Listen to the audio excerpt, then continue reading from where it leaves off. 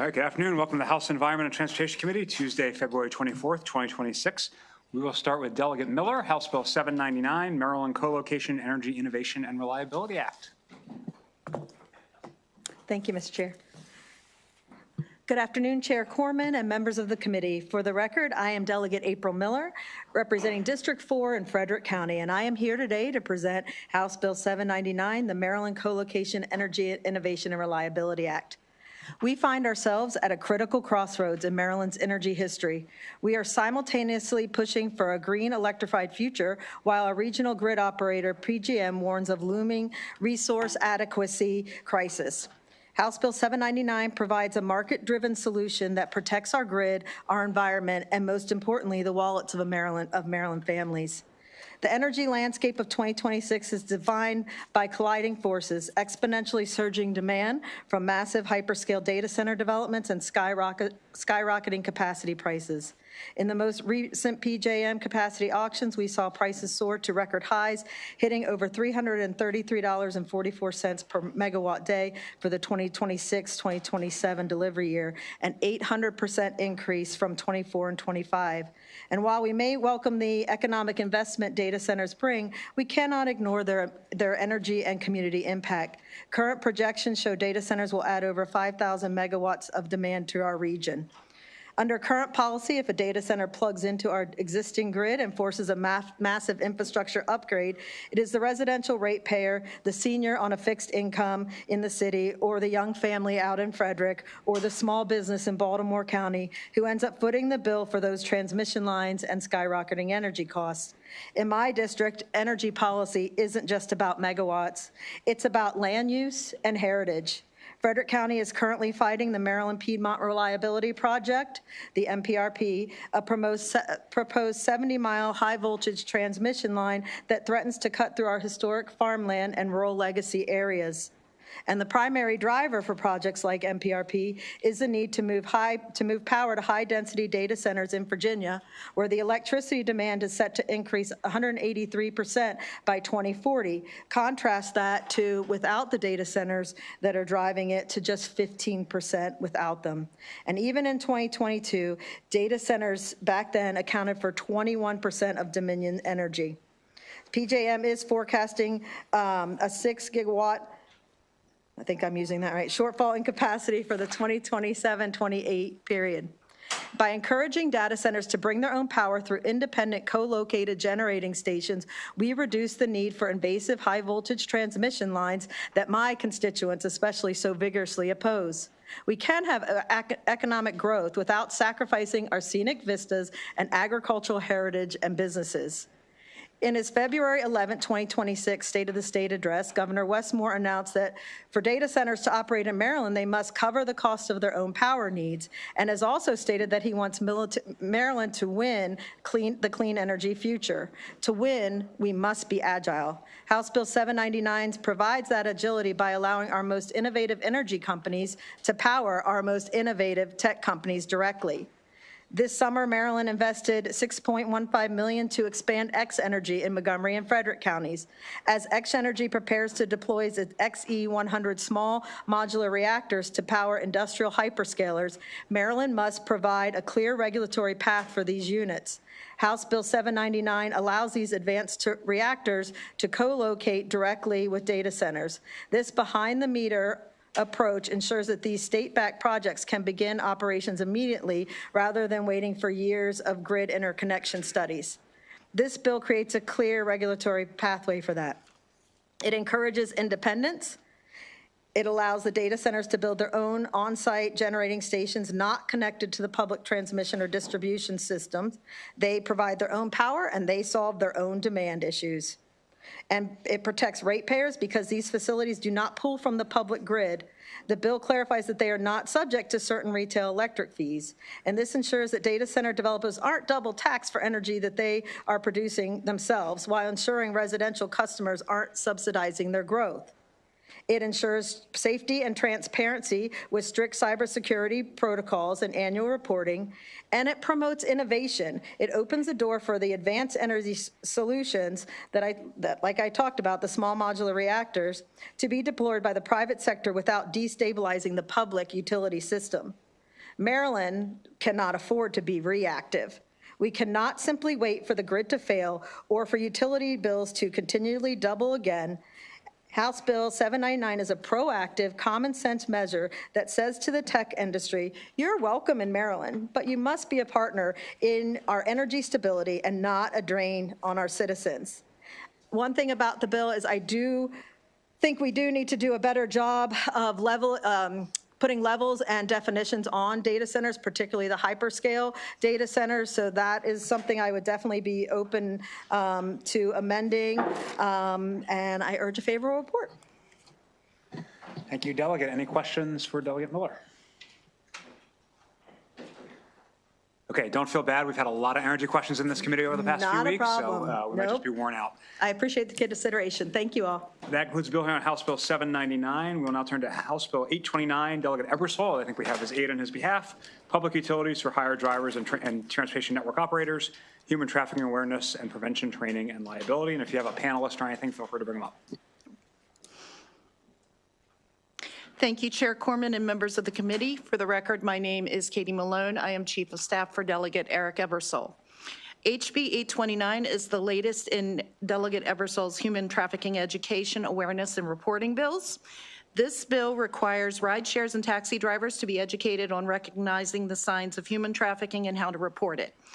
47% of human trafficking survivors indicate that they were trafficked using taxis or ride shares. We have had productive and supportive conversations with Uber and received no negative feedback from Lyft or the taxi services. We ask for a favorable report. Thank you. Any questions? Okay, we have one additional witness, Nick Staggerwald, Turnaround Inc.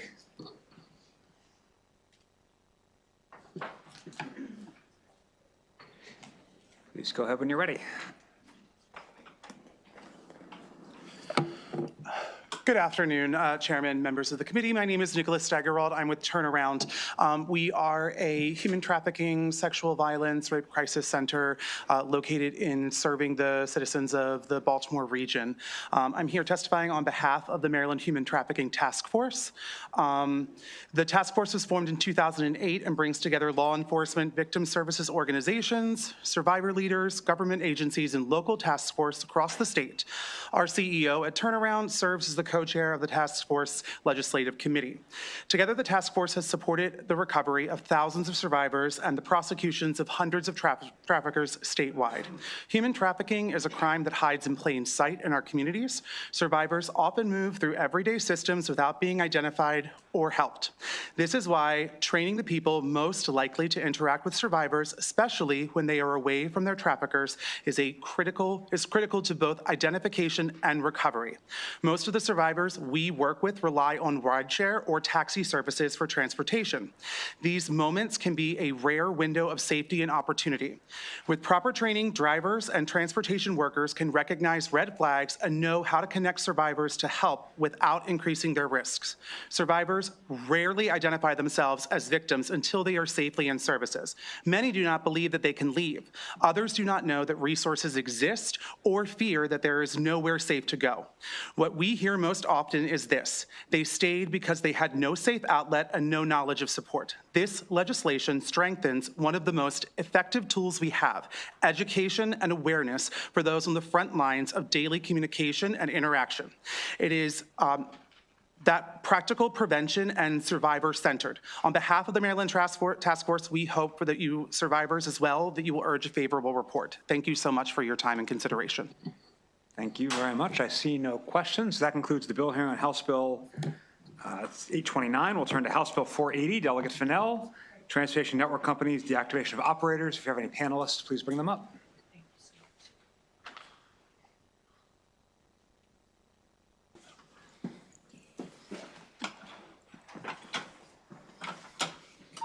Okay. Got it. Thank you so much.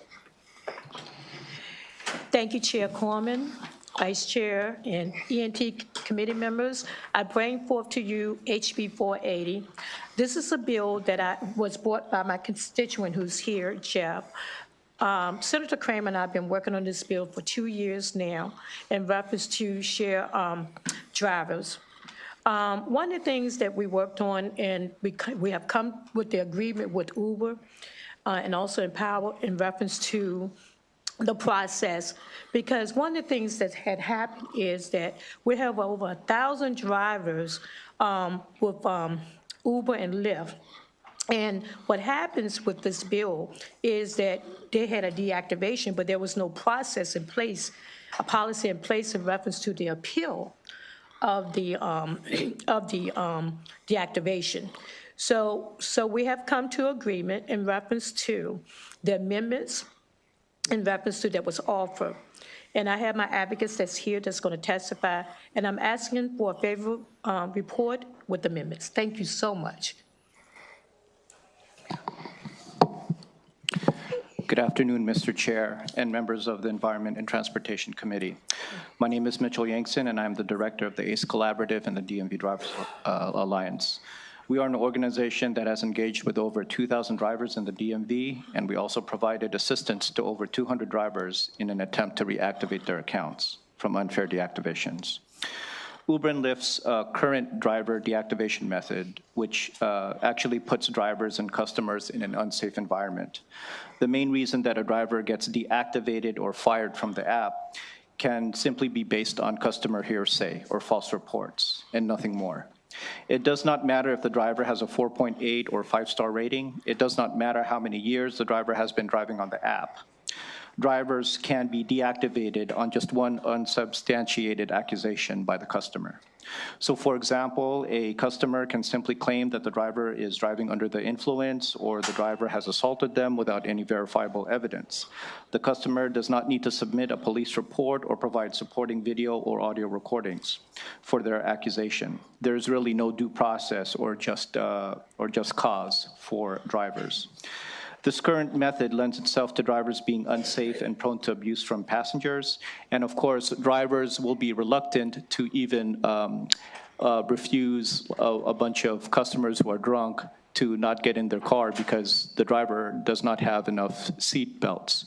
We've also heard from drivers that they're reluctant to even tell parents to provide a car seat for their newborn because, again, they know how easy it is for a customer to get the driver fired or deactivated.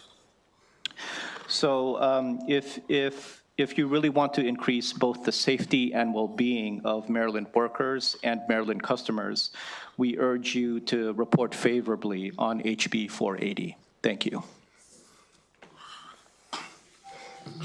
Good afternoon, Chair, Vice Chair, and committee members. My name is Jeffrey Sweetland. Back in Father's Day weekend of 2023 on Uber, I was falsely accused of sexual harassment. It took Uber 1 month to tell me what I was accused of and 2 months to speak with one of their safety team members, only for that safety team member to choose to ultimately permanently deactivate me. Uber not only refused to listen to my side, but I couldn't even defend myself through the Greenlight Hub, Uber support phone line, or even the critical safety line that they have. I struggle with and still have PTSD from this experience. And when I couldn't get help at the time, and Uber's refusal to even remotely listen to my side, there was honestly a part of me that wanted to commit suicide. I do have evidence, but unfortunately I did not write it in, so I apologize. There was no proof, no police report, no evidence or proof that I ever did what I was falsely accused of, yet Uber chose to side with the customer. I had a 4.92 star rating with close to 14,000 trips. I will say, looking back, it's actually a blessing to disguise because I would not have found an organization in the DMV DA. I would not have found fellow drivers, not only in Maryland, but in DC and Virginia, who are going through the same darn thing that we're dealing with. One of y'all represents one of the 24 counties that make up this great state. You guys need to be the voice because not every person here that's a driver that uses this app knows how to get their help out there. And they are struggling in a similar fashion, possibly. There needs to be justice and there needs to be accountability. Furthermore, and at some point, there needs to be a serious investigation into these companies because I promise you, they are breaking Maryland laws. Good afternoon. Good afternoon. My name is Levita Gardner. I'm Policy Manager for Uber. We thank the delegate and her constituents for working with us through this process to identify appropriate amendments to move this bill forward. We urge a favorable with amendments report on this bill. Any Thank you, questions? Chair. Thank you, Delegate Fennell. Any questions for the panel? Delegate Lewis. Chair. Thank you, Delegate Fennell, for bringing this bill, and thanks so much to your constituents and your advocates who've come forward, taking time out of your day to talk with us. It means a lot. Thank you. Thank you. Delegate Fennell, I just want to make sure I understand. You, if I heard right, you expressed a willingness to consider amendments. And I just heard the representative from Uber say that they were open to amendments. Yes. I wondered if you'd also if you'd had an opportunity to see testimony from the National Federation of the Blind that also asked for amendments. Had you heard from them or had a chance to think about what they offered? Well, we talk, as you all know, I'm legally blind in my left eye, so of course I talk to them constantly.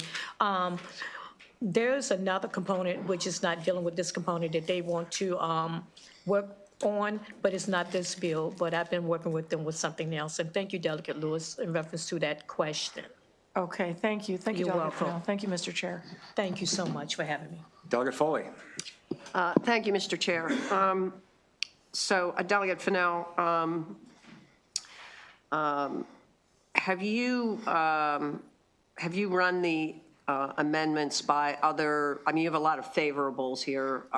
Is everybody here okay with these amendments? Yes. That's on this list? Yes. Yes, they are. We, as I stated before, Senator Kramer and I have been working for the last 2 years, and we have worked with the advocacy, and we work with Uber.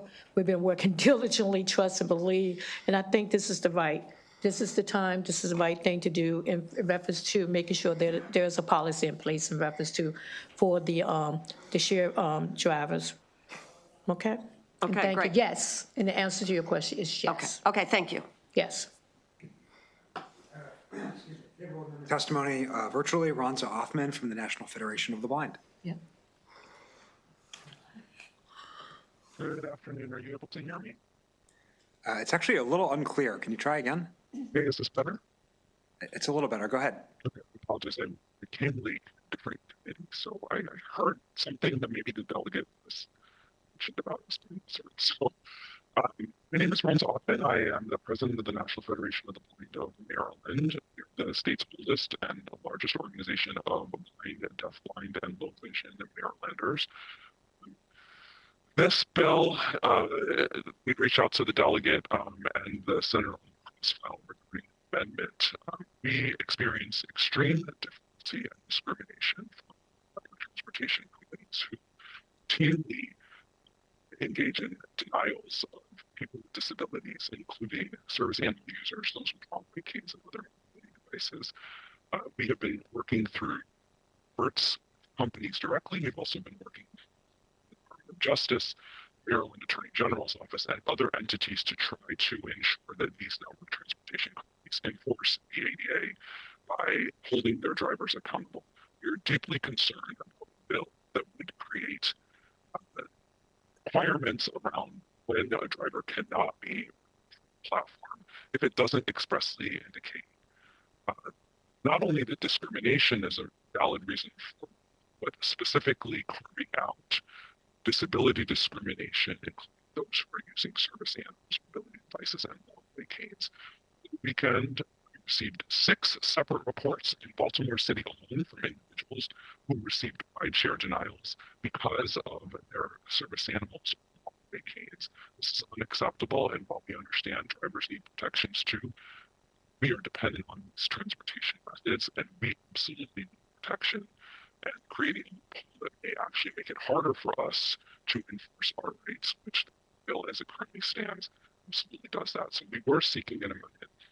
I've been speaking with the various offices and hope they will apply our amendment. Thank you so much, and I'm happy to answer any questions you may have. Thank you. And it was very difficult to hear you, so I'm going to ask the subcommittee chair to make sure you're invited to the work session where this bill will be taken up so that we have another chance to make sure we got the full meaning of your testimony. I know there's also written testimony, but we'll make sure we get plenty of opportunity to understand the overall point. I understood its concern about discrimination, but it was a little hard to hear you, so we'll make sure you have other opportunities to engage on the bill.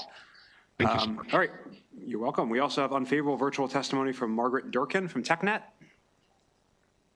Good afternoon, Chair Corman and members of the committee. My name is Margaret Durkin, and I'm the Mid-Atlantic Executive Director for TechNet, a tech trade association. Thank you for allowing me the opportunity to speak today on House Bill 480. I did submit written remarks and received notice from some of our members that they are working with the sponsor on some amendments.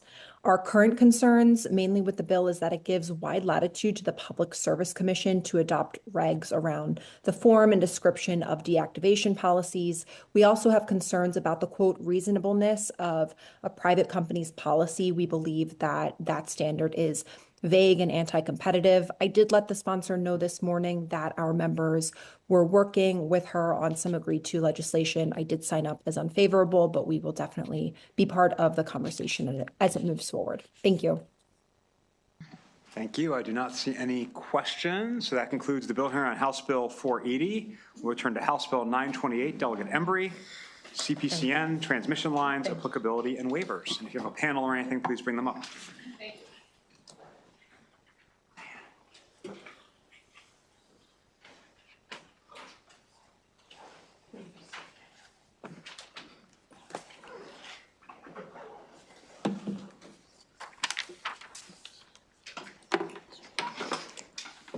Thank you, Chair. Thank you, Madam Vice Chair and members of the committee. It's fun to be back. So I know how concerned this committee has been on the rise of energy bill costs, and I know all of the hearings and attention you paid to it. And as you know, one of the key drivers has been infrastructure spending by the utilities. And this bill seeks to close two related loopholes which relate to infrastructure spending. Under existing law, only overhead transmission infrastructure is subject to review by the PSC through the Certificate of Public Convenience and Necessity, which I'll call the CPCN. Meaning that transmission lines that run underground or through water are not covered at all, even though they are typically far more costly than overhead lines. Second, under current law, although overhead transmission infrastructure is covered by the CPCN review, the Public Utilities article requires the PSC to grant a waiver to the CPCN if the construction relates to an existing line and does not require new real property or additional rights of way through eminent domain, or require larger or higher structures to accommodate increased voltage or larger conductors. That is a substantial carve out, again, with a mandatory waiver, which excuses or disallows any review by our state regulatory entity. So these are not small projects, and Baltimore BG&E is planning to spend over $400 million, possibly over $500 million, depending on which banner article you read, on underground transmission to the Baltimore Peninsula. The Baltimore Peninsula, you may know, is a development led by Kevin Plank of Under Armour. There were big plans, but currently only a tenth of the planned development has actually happened. And additionally, there is currently uncertainty and no current plan to build more. So that is a $400 million project that will be passed on entirely to BG&E ratepayers, plus, of course, interest.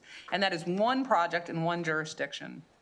And it gives a sense of the scale of the projects and the spending that's at issue, and the spending that is currently unreviewable by the PSC.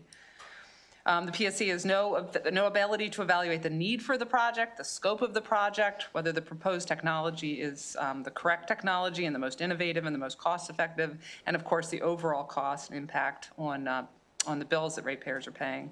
So this bill, what it does is it closes both loopholes. It expands the definition of transmission lines to include all transmission line projects, regardless of whether they are overhead, underground, or underwater.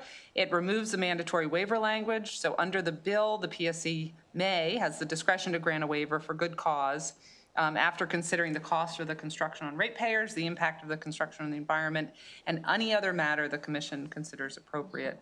And the bill also provides for emergency construction if there is an imminent safety hazard or reliability risk. So it covers that consideration. So I'm sure you saw the support of the PSC. It's an amendment, I think a very friendly amendment that's been suggested. And with that, I will stop talking and turn it over to someone who knows far more than I do. Thank you. Good afternoon, Chair Corman, Vice Chair Guyton, and members of the committee. David Lapp for the Office of People's Counsel to testify in support of HB 928.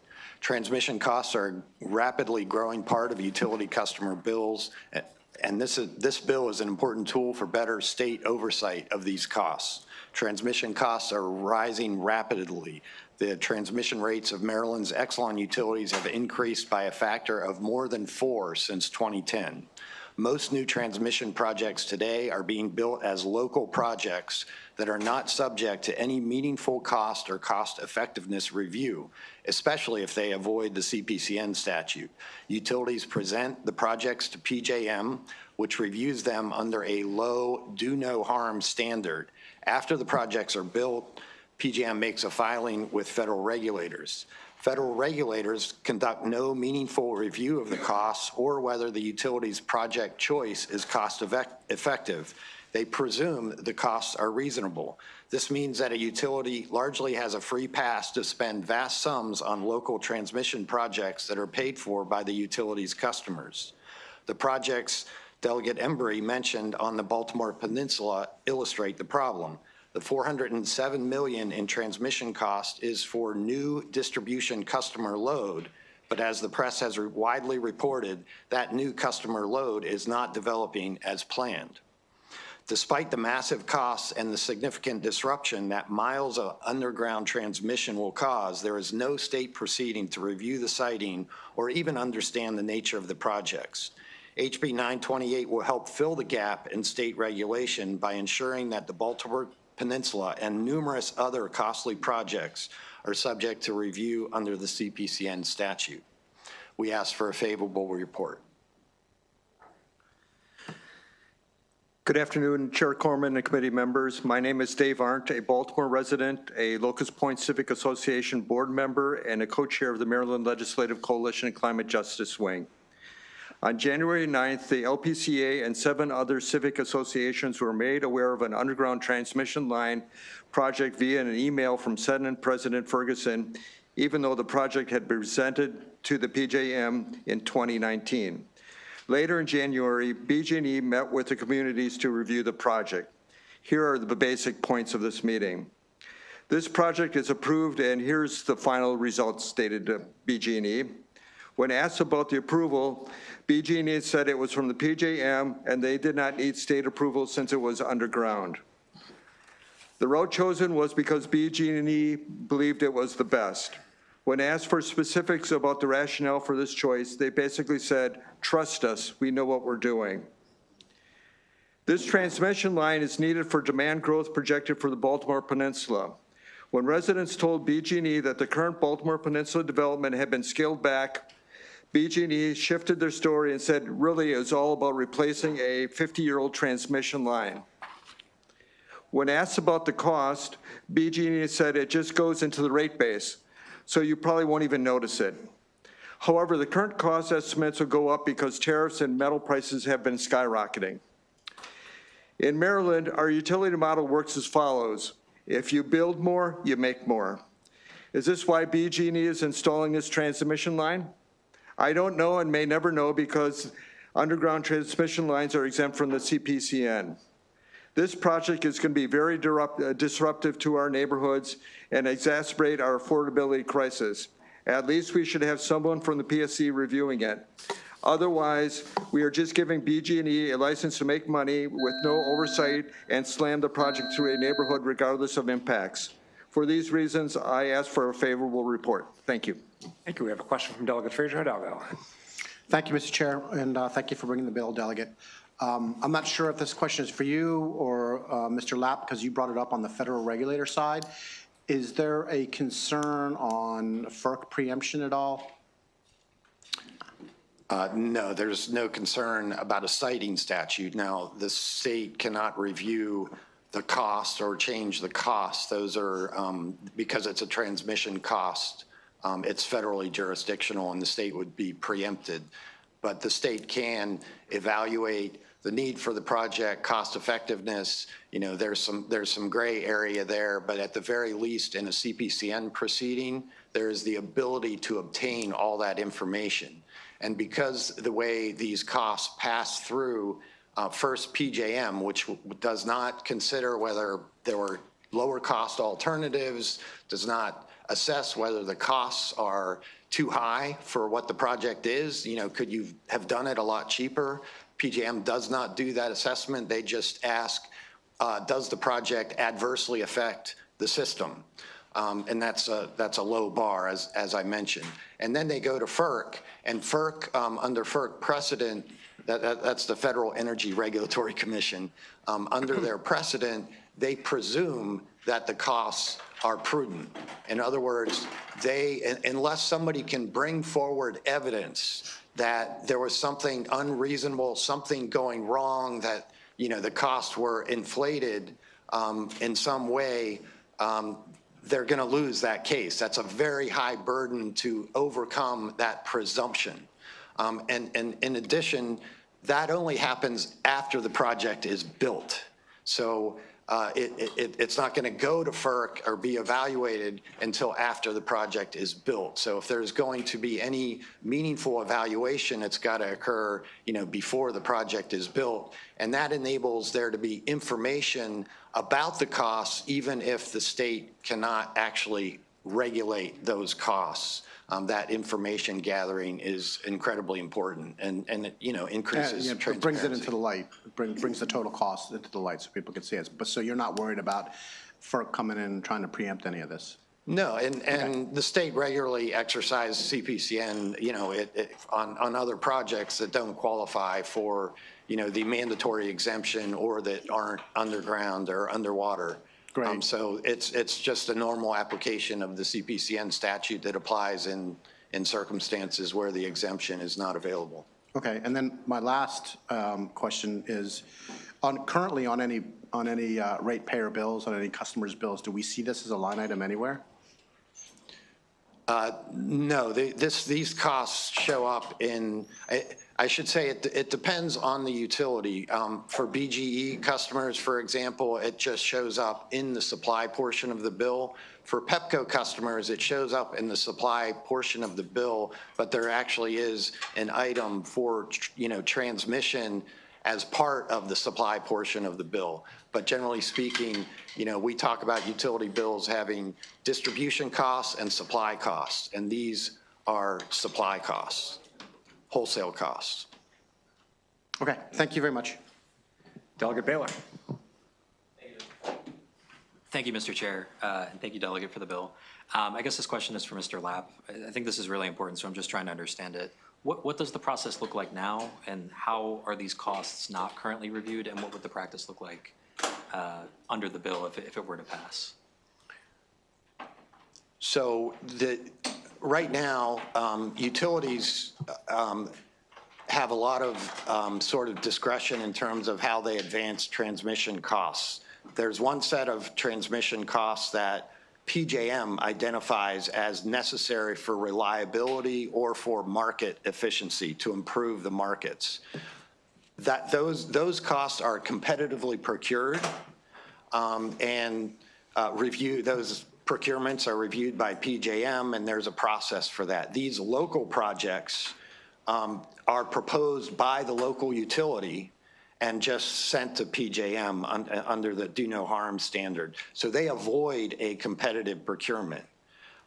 This CPCN bill will not change that, but it will provide greater transparency into whether those costs are reasonable. We know that these local projects, back in 2011, FERC issued a decision saying that regional projects, the network projects that it identifies, have to be competitively procured.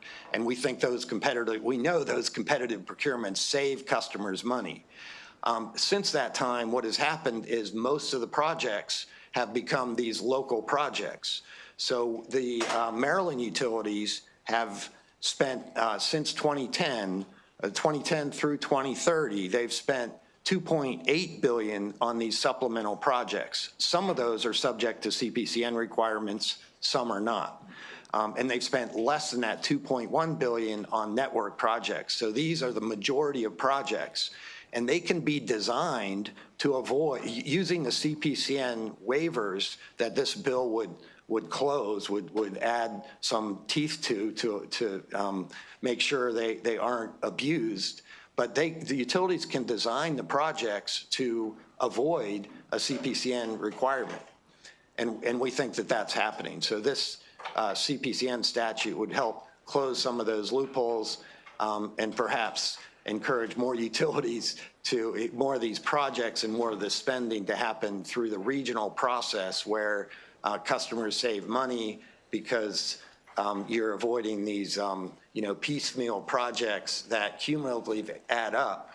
But when they're done on a regional basis, you can save money. You can do one project maybe instead of 3 little projects, and that can save customers money. Thank you. Delegate Naraki. Thank you, Mr. Chair. Maybe for Delegate Embry, maybe for Mr. Lapp. So one of the factors I see that we're going to consider looking at now is any other matter that the commission considers appropriate. Could we just put some guardrails? Like, what is that to be? It seems like very broad. What may the commission consider to be appropriate to consider in a circumstance beyond what's listed here, the cost of construction to ratepayers and the impact of the construction on the environment? What are some of these other factors? So Delegate or Mr. Lapp, whoever wants to take a stab at that. I could just start because I want to use this Baltimore project as an example. Okay. So in addition to just overall cost and overall impact, there's this question of need. So this project, the Baltimore Peninsula, had this huge protected development and how many people would live there and how many businesses there would be. That's not happening. And there's also, you've probably seen coverage, there's a question about whether there will be any further development. I hope there will be, but we don't know. And so that would be another consideration, the projected need and what the, sort of what's the reality of how many people are really going to be served by the project. So that would be an example. And then I'll turn it over to Mr. Lapp. I think that's a good example. And I think we need to consider that there's some gray area in the law as far as the exact line of federal preemption, but there's no federal preemption of more information. And more information means that there might be information that the state itself can't act upon. For example, the need question is important. That issue has been litigated in the courts, and it can go, in different directions, and has gone in different directions. So the issue of whether a state can deny a transmission project that PJM has deemed necessary for reliability, there may not be authority in the state to do that. But if the state considers it and finds that there is no need, that might be, maybe it can't act upon that, but that information might be useful to bring before FERC, which can act on that information. They're the federal regulator. So there could be, added transparency that is not preempted at all, but that can be useful for evaluating the project, adding more transparency and perhaps acting as a deterrent to proposals that, really do have viable, more cost-effective alternatives. Mr. Chair, can I have one follow-up? And Ms. Lapp, this is probably for you. And this is just more, again, for us trying to understand these issues as we're wrapping our head around them. Is location ever a factor you consider? Would it be a good idea maybe to consider, hey, we're going to put this really high voltage line next to a daycare center or a school or something like that? I understand that those places need power, but sometimes other factors like that come into consideration. Is that something that can be considered under current law or current guidance by the PSC, or is that not something like locations like that? Well, I think the point of this bill is it would never be considered for a project that, qualifies for the mandatory waiver or that is underground or underwater. But certainly those issues are raised in CPCN proceedings frequently. And so that can be a consideration. How much weight is given to it, that would be up to the commission. Okay. Thank you, Mr. Lapp. Delegate Stein. Thank you, Mr. Chair. Delegate, thanks for bringing this bill. A couple questions. As I understand it, you are applying the CPCN requirement to additional types of transmission lines, and then also you're eliminating the option for the PSC to waive the CPCN requirement in particular circumstances. Is that right? Well, I would say removing the mandatory waiver, and so giving good cause discretion to the PSC to apply a waiver, and describing what the considerations are for that good cause. Great. And then with respect to the expansion of the CPCN requirement to additional types of transmission lines, you're not changing the criteria that PSC has to consider in granting a CPCN? No, it's just exactly applying it to all transmission lines, including underwater and underground. Okay, thank you. Thank you. Delegate, so obviously the Peninsula example is a bad one. It wasn't well planned and they're spending too much money. But is there any concern that by doing this, you're going to slow down good projects, things that we do want to happen, especially given that PPRP is already pretty slow on the CPCN review and under-resourced? I think the governor had to put extra money in his budget to help them. Are you concerned about that at all with this bill? Do you mind if I let Mr. Lapp answer with more experience in how these play out? But no, I think I know his answer, but go ahead, Mr. Lapp. I mean, certainly it's a realistic concern that there could be good projects that necessary projects that do take more time. The issue, though, with these local projects is that they are not projects that PJM has said we need for reliability. They are projects solely identified by the local utility. In the case of the Baltimore Peninsula project, the problem statement, that's what it's called at PJM, the problem statement is new customer, I think I have it here somewhere, new distribution customer load. And that's not what we're seeing on the peninsula, and that's not, a reliability issue that undergoes any sort of assessment for that. I mean, there's related distribution system investments that the PSC does regulate, but these investments undergo, no meaningful review really whatsoever, or if they can avoid the CPCN statute, then we don't know. And again, these costs are, these local costs are really driving up rates. So I guess I would submit that it's well worth the effort to subject these to the CPCN requirement, and that the commission still has that good cause waiver. So if there's an obvious need for a project that, would otherwise, before this bill was enacted, qualifies for a waiver, the commission can still, advance that project by giving it a good cause waiver. It's just not mandatory. I guess I'm thinking about the committee around the corner that's dealing with the governor's housing package, right? And you could have new housing development that requires upgrades. In fact, the peninsula is kind of an example of what they were trying to do there, and it could get slowed down. I guess I'd feel a lot better if I felt like the CPCM process was brisk enough that you weren't unnecessarily slowing things down. So I guess that's what I'm just trying to balance in my mind here, is how do you make sure the PSC is using that discretion correctly? Do we need to put some more guardrails around that? And how do we improve the CPCN process so that things are going through that process and being reviewed, but it's being done in a timely manner so we're not accidentally causing second or third order effect problems? Yeah, I mean, I can, some of these mandatory waivers have come before the commission, and commissioners themselves, I think the PSC will be up here and you can ask them, but the PSC itself has been concerned about its inability to take a look and to understand what these projects are, because, they come in and they qualify for the mandatory waiver. And so, essentially they have to blind themselves to whether these projects are needed. There's questions about whether they're combining different projects or breaking them up into pieces, in order to qualify for, the waiver for parts of them and others. So there's been a lot of questions about the use of these waivers. Could I, if I may, just as a final point, we welcome the wisdom of the committee in striking that balance. I appreciate your question. But when we're talking about $2.8 billion, I just feel like there has to be some ability for the PSC to review cost. Okay, I don't see any further questions for this panel, so Thank you. We do have Benjamin Baker on behalf of the PSC, favorable with amendment.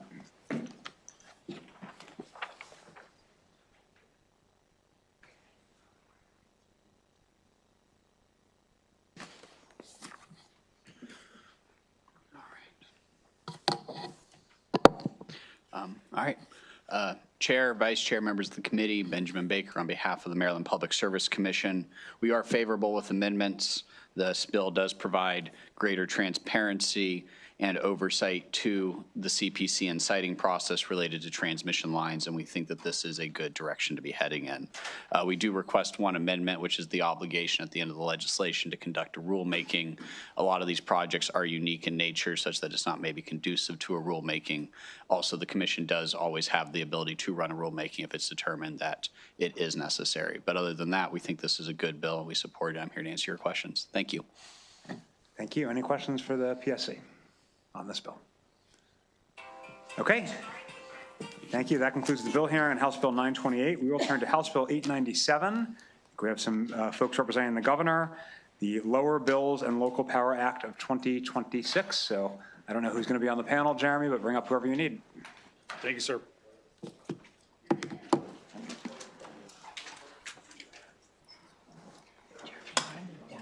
Yep, happy to.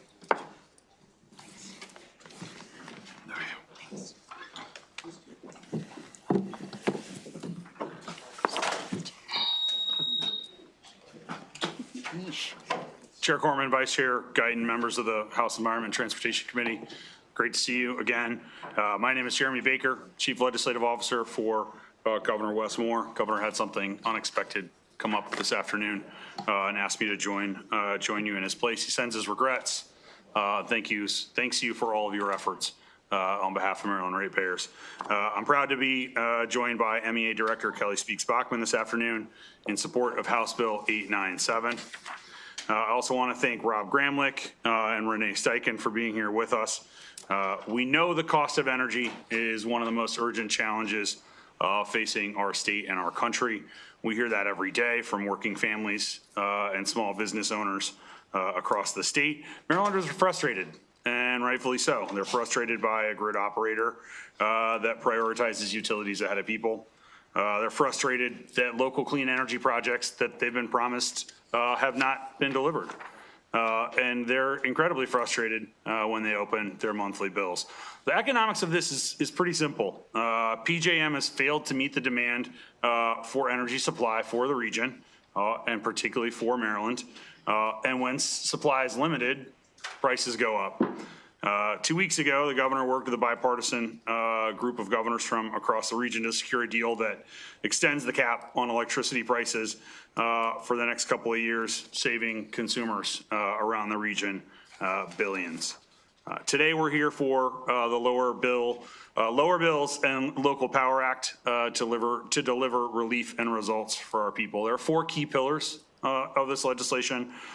First, it supports local generation. Second, it modernizes existing infrastructure. Third, it holds utility companies accountable. And fourth, it provides some measure of immediate relief. Broadly speaking, this is about whether the energy system works for the people who rely on it and not just the entities that operate it.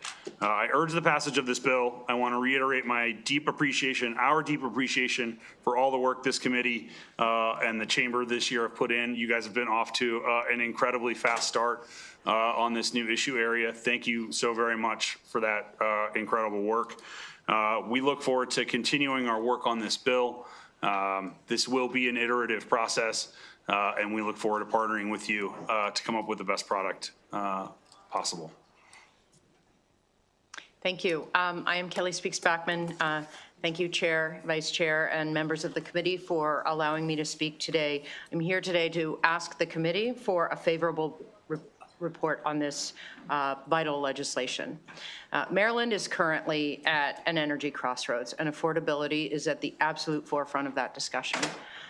Under Governor Moore's leadership, this administration has been fighting against higher energy costs at every available opportunity, whether that be at the Public Service Commission, at PJM, or here in Annapolis. On the regulated retail utility side, we've been advocating against onerous and unjustified rate hikes, holding utilities accountable for overspending and unnecessary rate increases. On the wholesale side, we're actively pushing it back against the mismanagement that we're seeing with our regional transmission operator, PJM. PJM has needlessly delayed clean energy projects through a broken interconnection process, leading to soaring wholesale rates. The governor's direct advocacy on the capacity market, as Mr. Baker just mentioned, has realized solid gains, including successfully extending this price cap that he mentioned for another 2 years. The electricity sector itself contributes about 21% of Maryland's greenhouse gas emissions. And right now, Maryland is falling short of our clean energy goals. And so boosting in-state clean generation like solar is crucial for reducing these emissions, but federal rollbacks are threatening to slow our progress. We're facing a federal administration that is openly hostile to renewable clean energy. The federal law that was passed in H.R. 1, otherwise known as the One Big Beautiful Bill Act, essentially raised taxes on clean energy projects, upending the longstanding business model for solar developers by eliminating vital tax incentives like the investment tax credit, or ITC. At the same time, the federal government is dismantling programs that are designed to protect customers. This makes the financial outlook for projects uncertain and, most importantly, raises costs for ratepayers, leaving Marylanders to bear even more of the burden. And so the solution to address these costs lies in, number one, more local clean generation, number two, cost-effective infrastructure upgrades, number three, utility accountability, and number four, immediate bill relief. On the clean energy side of this, the Solar and Energy Storage Market Stabilization Program is aimed at addressing more local, more clean energy. The PJM interconnection queue is dominated by solar and other renewable resources, and these projects are ready to be deployed. We believe that solar especially and solar plus storage is the fastest route to getting additional in-state generation online and reducing capacity prices. To address the current funding gap caused by H.R. 1, this legislation appropriates $70 million for solar gap funding program to MEA. Under this bill, MEA would leverage existing revenue to help offset the loss of the federal ITC. This program will create an auction system whereby potential generators bid for bridge funding, allowing us to support the most shovel-ready projects in the interconnection queue. This competitive bidding ensures that generators delivering the greatest amount of generation for the least amount of public investment will gain our support. MEA will also use its discretion to segment the awards to incentivize various market segments, such as community solar or grid-scale energy projects. This system will allow us to deploy funds quickly and efficiently, making it a viable option to bring in-state generation online as soon as possible. Another part of this solution is the comprehensive grid improvements. As demand is increasing, building new infrastructure, especially transmission lines, rapidly increases ratepayer costs and exacerbates siting challenges.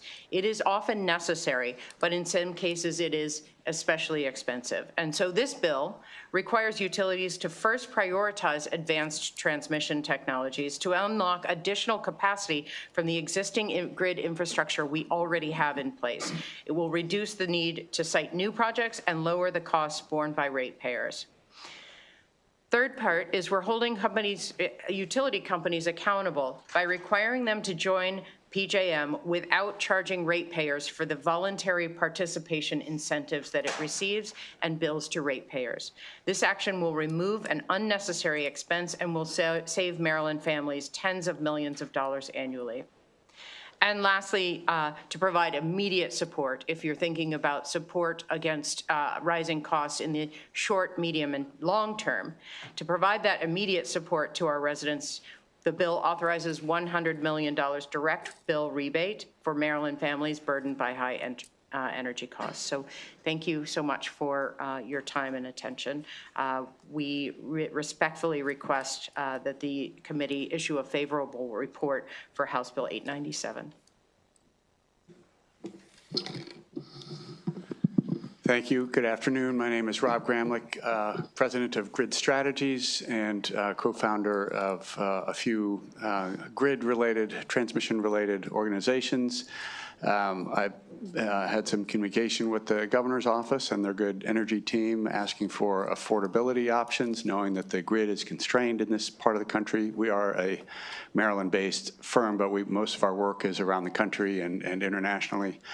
And three of our favorite ideas related to squeezing more power out of the existing network in order to increase affordability and hold rates down are high-performance conductors, that's one of the advanced transmission technologies, grid-enhancing technologies, which is a suite of technologies that are mentioned specifically in the bill, as well as using existing corridors like highways in order to site and permit more needed transmission infrastructure in a way that perhaps could be quicker and have less impact than having to get new rights of way over private land. So those three categories are all in the bill, and I'm simply here to say that and support that those are very important endeavors that could help here in Maryland as well as elsewhere.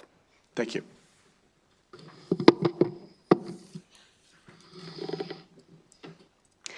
Good afternoon, Chair and Vice Chair. Thank you for having me today.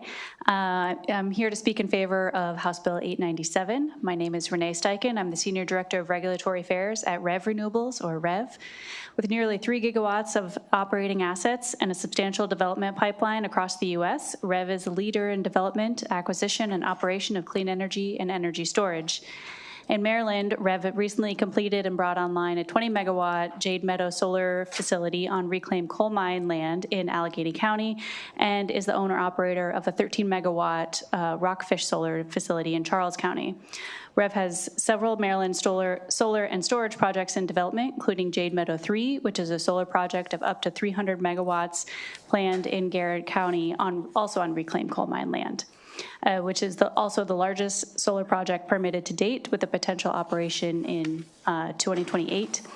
This project could provide significant electricity and generation to the grid, local tax revenue, construction jobs, and economic development.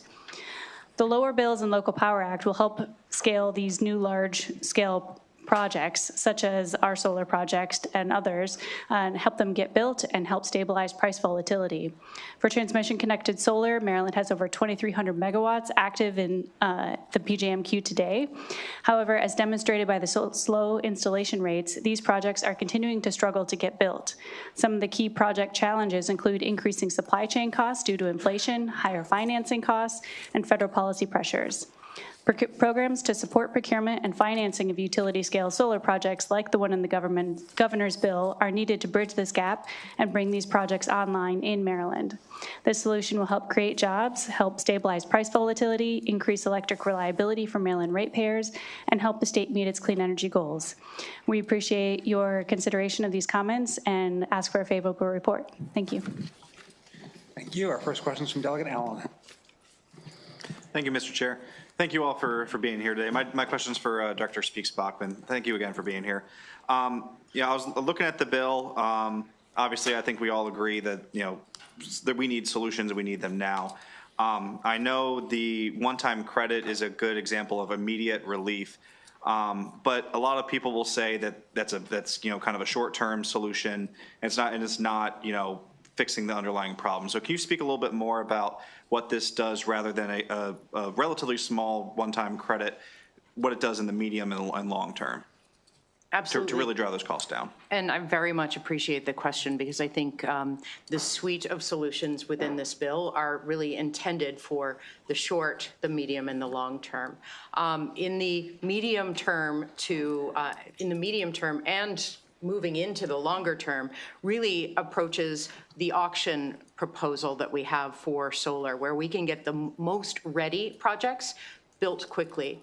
And so that's why we're hoping for those projects that are otherwise, they have their permitting, they're in the queue, they're ready to go, we can provide some funding stabilization for them to be able to be built quickly.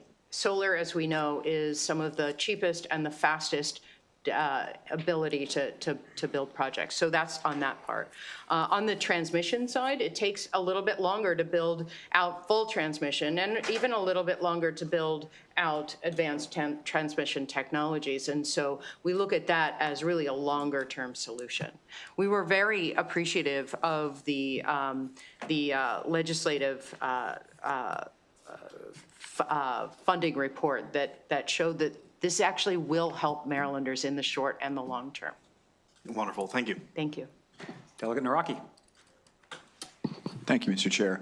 I'm not really sure who this is, so I'll just throw it to the panel and we'll let whoever wants to take it. So I represent Eastern Baltimore County. Significant conversations over the past year or two in my district have been about the Brandon Shores project, the Brandon Shores Power Line project. Lots of conversation has gone into the idea of reconductoring the power line that is there now. About 10 or 15 years ago or so, the community that I represent was frankly sold a bill of goods. They were told that was the last time that we were going to have to do anything to that line. Everything was good.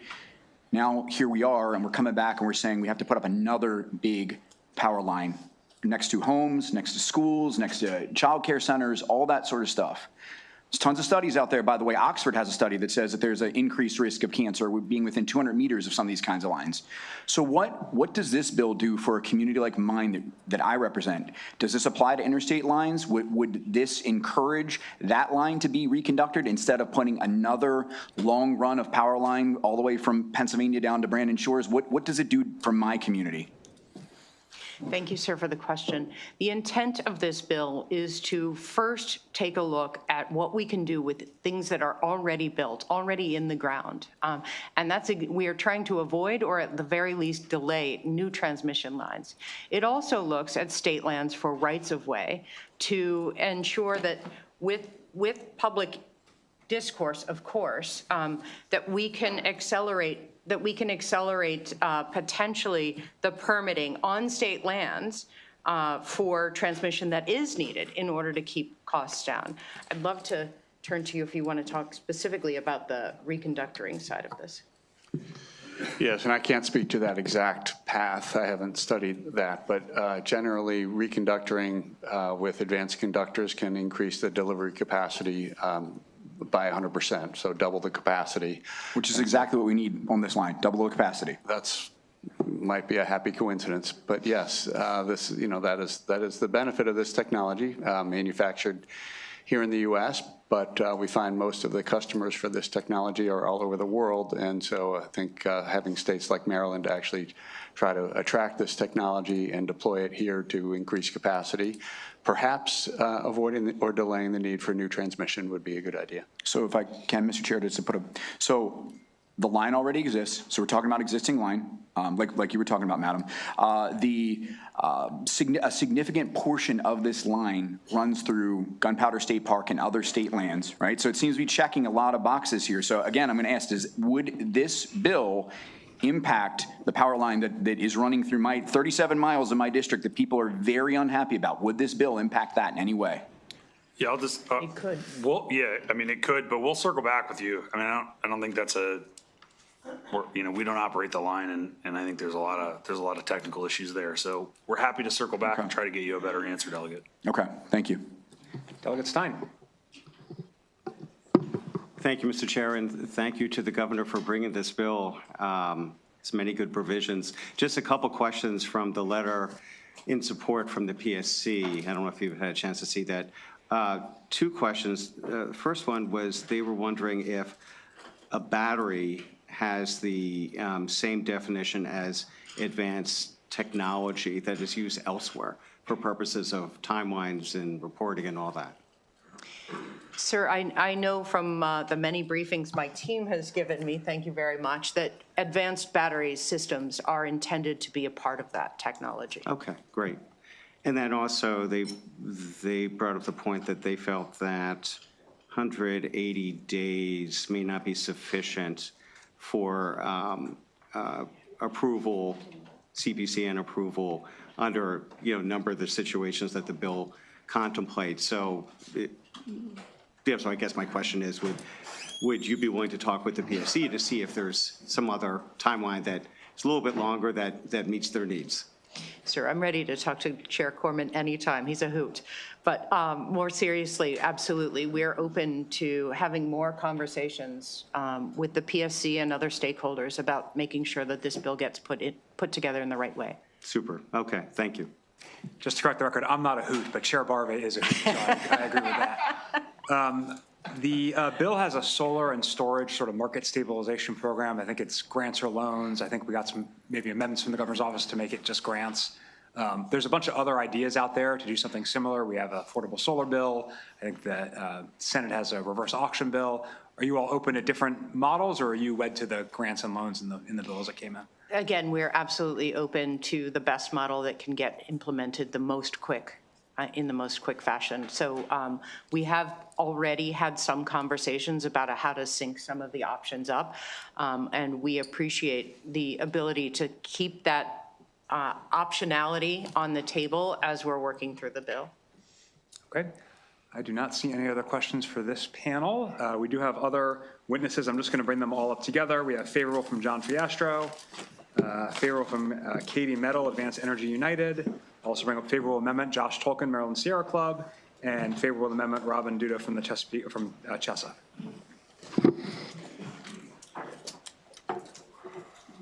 John, since you're sitting, just go ahead. Thank you, Mr. Chairman. For the record, my name is John Fiastro, and I represent the Maryland Rec Aggregators Coalition. I want to say thank you for the governor for putting this bill in, particularly the solar and energy storage market stabilization program, Mr. Chairman, which you just mentioned. The nice thing about this program is that it's using dollars that have already been expended by ratepayers that have been paid in the mechanism of ACP payments into the Strategic Energy Investment Fund. These funds exist. They can be deployed via a competitive auction, as Director Speaks-Bachman just mentioned. It is this mechanism that we find and that my client finds to be the most effective way to get funds out the door quickly without creating a complex or layered procurement system. So if the idea is to get steel in the ground quickly and getting new generation to drive down supply costs for ratepayers, this is a speedy mechanism to do it. And for that reason, Mr. Chair, my client, the Maryland Rec Aggregators Coalition, supports this bill. We ask for a favorable report. Thank you.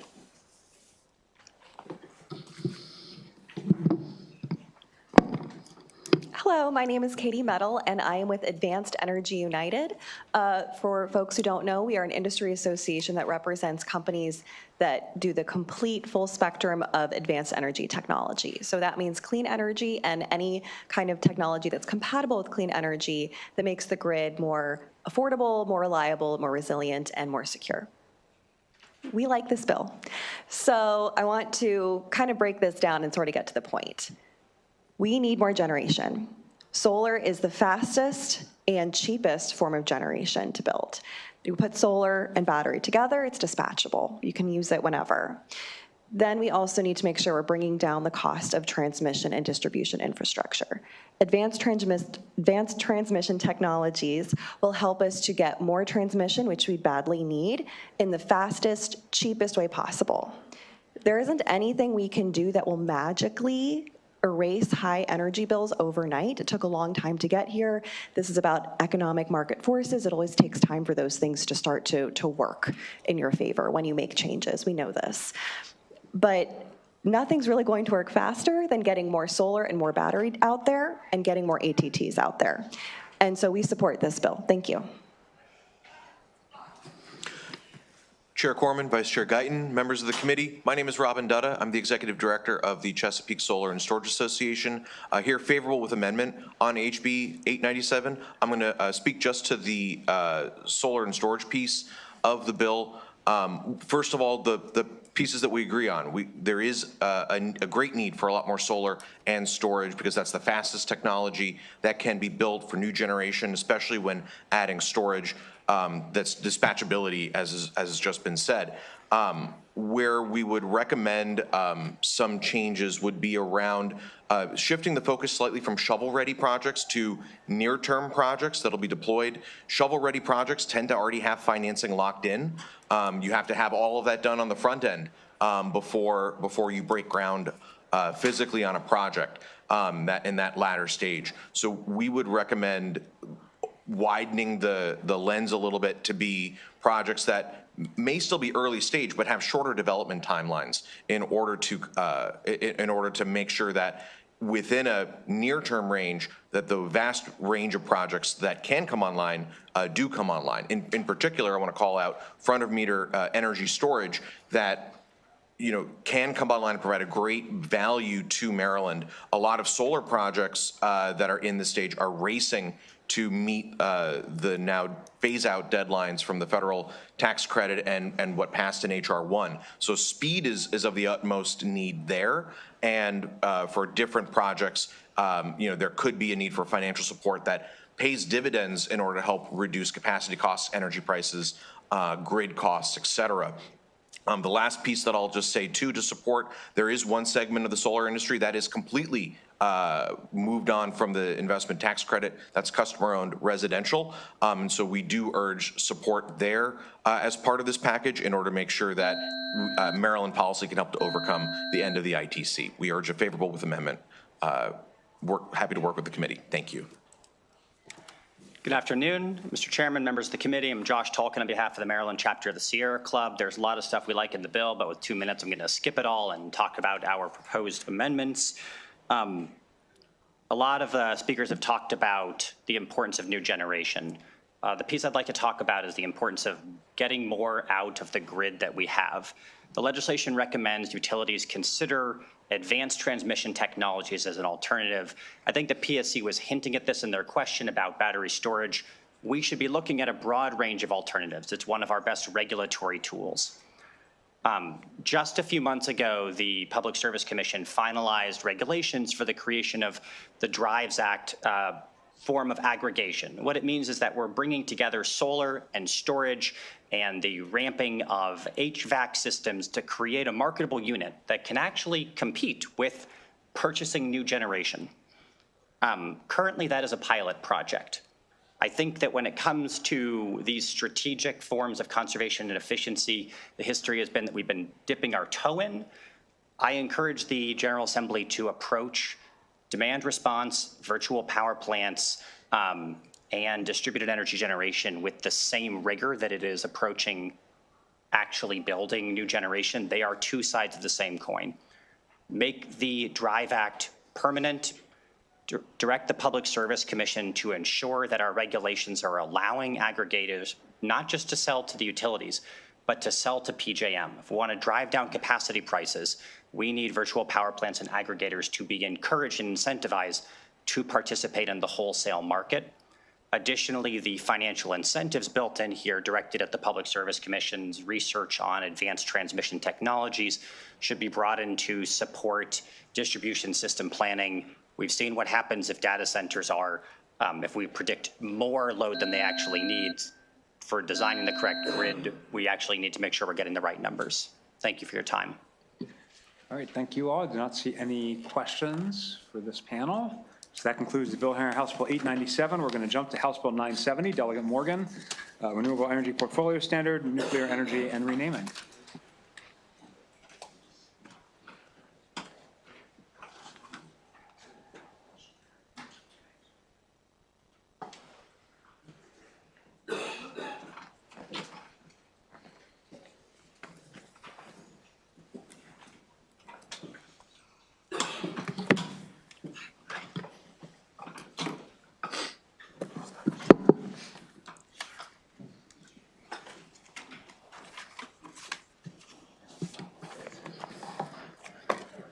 Good afternoon, Chair Corman, Vice Chairman Guyton, the rest of all you guys and fun people here in Environment and Transportation Committee. Today I'm here and proud to introduce House Bill 970, which updates Maryland's renewable portfolio standard to reflect the realities of 2026. But before I start, I want to reflect on what Delegate Von Stewart would say. What is today in modern day ENT history? It was 6 weeks ago today we received our first primer on energy. So we're ready to start because we are all geniuses now on this subject. Continuing, specifically HB 970 adds nuclear energy as a Tier 1 eligible source and renames the program Clean Energy Portfolio Standards. Please note that there is an amendment to make it a Tier 1 resource, not a Tier 2 resource. This legislation strengthens, not weakens, our commitment to achieving 100% clean electricity or protecting ratepayers, supporting labor standards, and ensuring grid reliability. Maryland has already recognized nuclear power as part of its long-term energy strategy through the Nuclear Generation Energy Act and through planning by the Maryland Energy Administration. It is 100% clean. In its 100% clean electricity report, the administration concluded that Maryland must add between 7.4 and 11.2 gigawatts of clean energy capacity to meet those net zero goals and rising electricity demand. That report also acknowledged that reliable clean resources, including nuclear, may be necessary to maintain grid stability as demand increases. At present, Maryland's only nuclear facility, the Calvert Cliffs Nuclear Power Plant, generates approximately 40% of the state's total net electricity. It operates at a capacity factor exceeding 92%, making it the most reliable large-scale source of clean electricity available to us. Nuclear energy emits no greenhouse gases during its operation and has an exceptionally small land use footprint, approximately 0.3 square meters per megawatt hour produced. Yet despite producing or providing nearly half of Maryland's electricity, nuclear is excluded from Tier 1 eligibility under the current RPS structure. HB 970 corrects this inconsistency. Why this matters today. The Public Service Commission's 2024 compliance data reveals important structural pressures in the current RPS market. Tier 1 alternative compliance payments were set at $27.50 per megawatt hour. The average cost of retired Tier 1 RECs was $27.09, and suppliers paid approximately $365 million in ACPs in 2024 due to Tier 1 shortfalls. So you can see those in the fiscal note. In many cases, suppliers choose to pay the ACP rather than purchase the RECs because REC prices were elevated due to scarcity. In other words, Maryland's Tier 1 market in 2024 was driven by credit shortages and compliance penalties, not by abundant clean energy supply. Now, I found this to be somewhat interesting along the way in that alternative compliance, alternative compliant payments are treated as a cost of doing business and are treated by utilities as an expense. From a basic accounting point of view, revenue minus expenses equals profit. So it seems that profit will go down. However, there's a trick in this game, and that ACP expenses are recoverable. That means they're allowed to be billed back to the ratepayer. So what goes out comes back, and it basically becomes a zero-sum game, at least in my minimized accounting mentality. Adding nuclear energy as an eligible Tier 1 resource directly affects the supply side of this compliance structure. If additional clean generation can produce eligible compliance credits, conceivably, Tier 1 REC supply increases, REC price pressure likely moderates, and ACP reliance likely declines. This result could be lower compliance costs for ratepayers and a more stable credit market. Importantly, this bill does not eliminate or reduce the solar carve-out.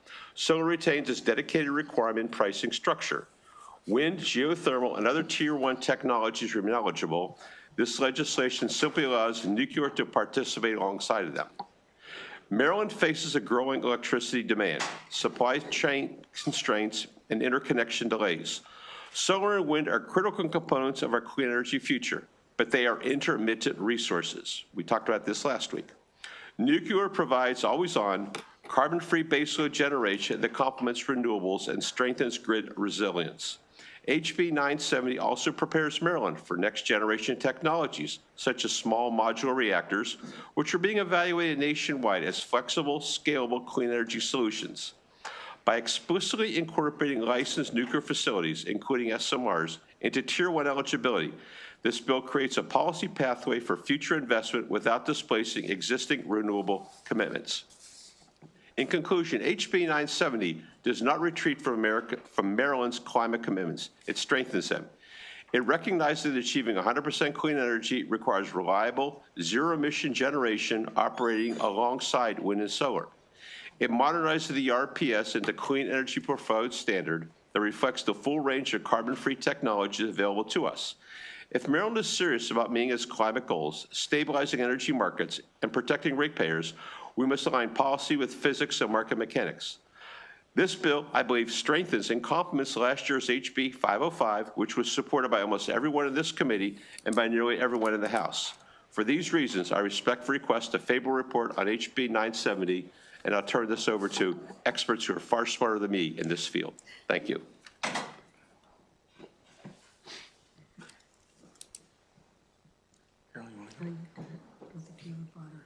All right, very good.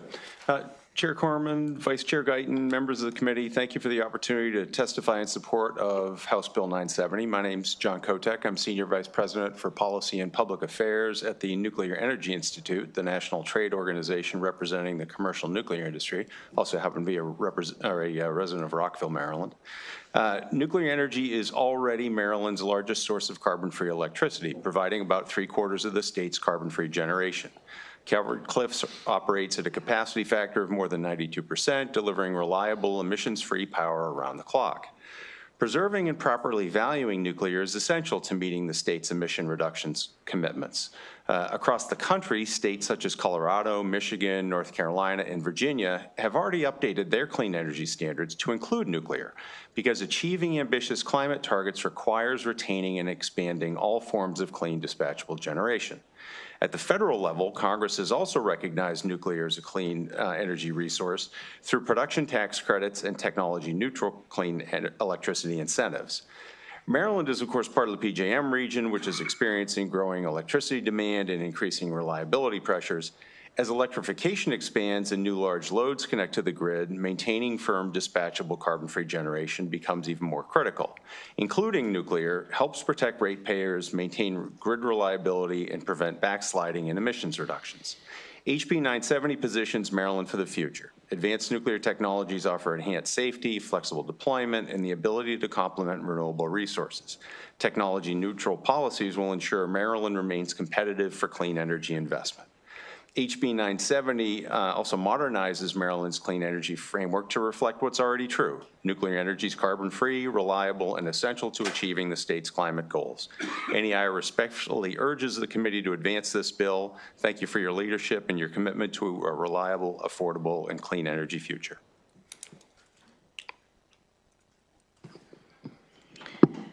Good afternoon, Chairman Gorman, Vice Chairman Guyton, and members of the committee. Thank you for the opportunity to testify in support of HB 970. I'm Carol Lane, Senior Vice President of Government Relations for X-Energy.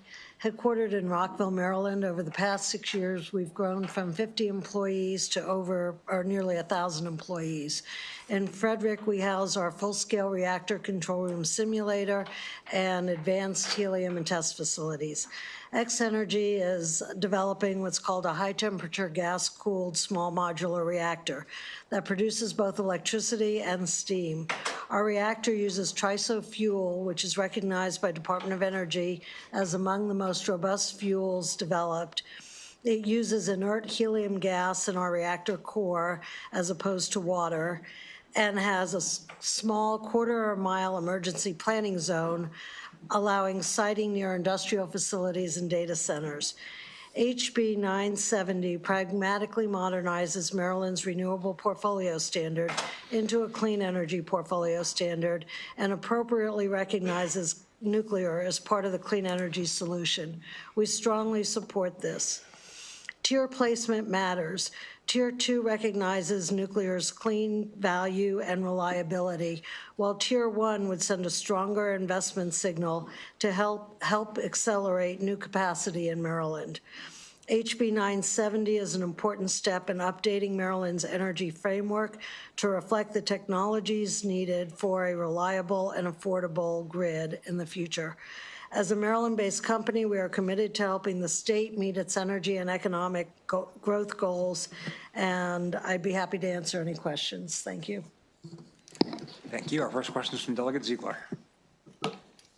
Thank you, Mr. Chair. This reminds me that 6 weeks was not enough for me, but I just wanted to ask if you could please help me understand the Maryland Energy Administration's letter of concern. So they say that this would make existing nuclear generation eligible to generate Tier 2 compliance credits under the Maryland's portfolio standard, which would create a new ratepayer-funded subsidy stream without really creating any new clean energy. So in practice, facilities would be, like Calvert Cliffs, would be able to generate Tier 2 credits for electricity they're already producing and receive new credit revenue as a result of the reclassification, not without actually producing any new energy. Could you? So it sounds like comment on that's that? maybe OBE because of the amendment to change it to Tier 1? Well, they say Tier 2. It was originally proposed as Tier 2. An amendment went out to make it Tier 1, and MEA did get the amendment stating Tier 1. Why they said Tier 2, I really can't answer for them. So this is outdated, effectively? Yes. Okay, thank you. Vice Chair Guyton. I'm not supposed to touch on. Thank you so much, Mr. Chair. And thank you for your question too, Delegate, because I was looking at the same letter and I want to dig into it a little bit more because MEA does suggest that actually doing that, and I don't hate this bill actually. I think moving towards nuclear is something that we need to really look at and get to.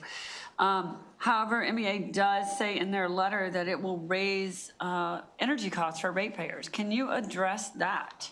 That's obviously a huge concern for us this year.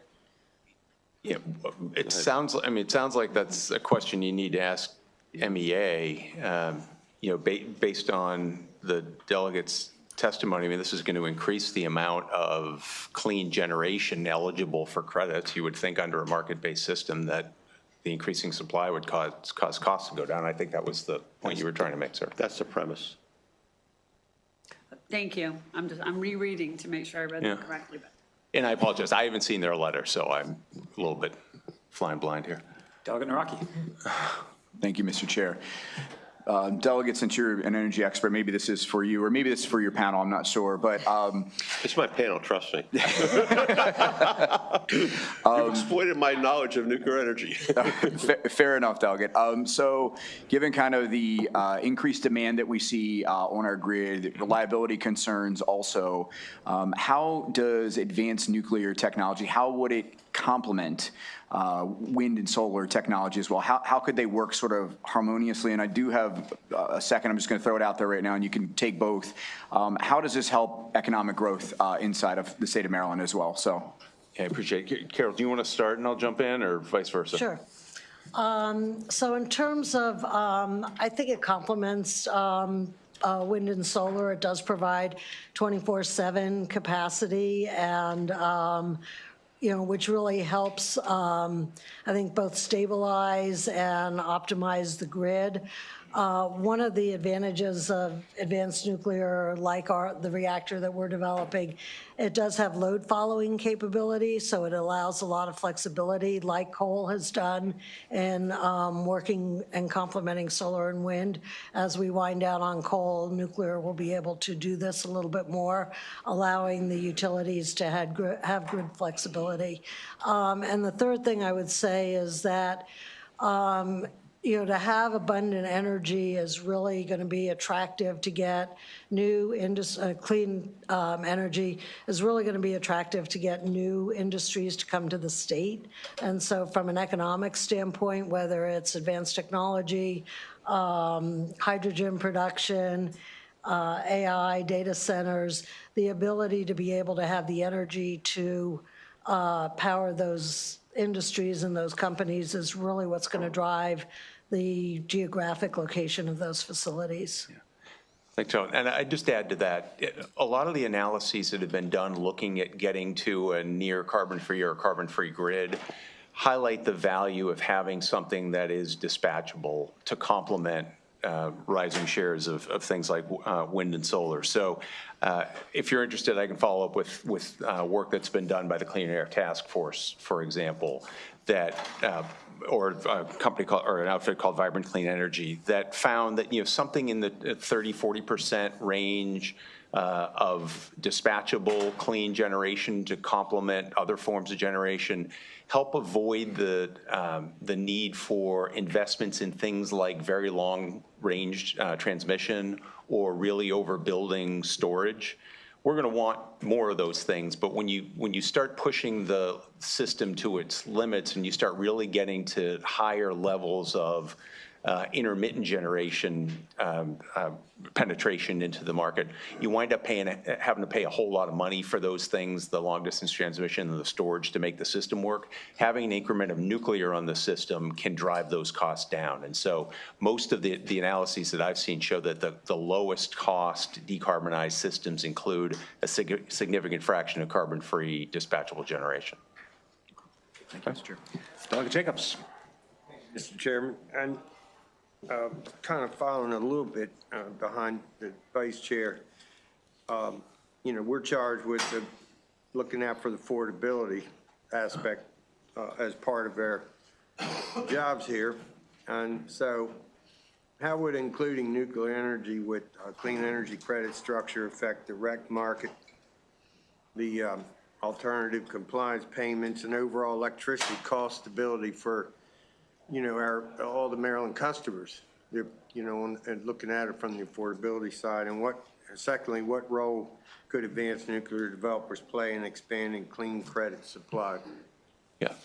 Maybe I'll take the first part of that. You know, in terms of, you know, what it would do to the market, you're adding a lot more megawatt hours of clean generation into the system. So theoretically, that, you know, again, in a market-based system, you increase the supply of that asset, the credit, it ought to cause costs to go down.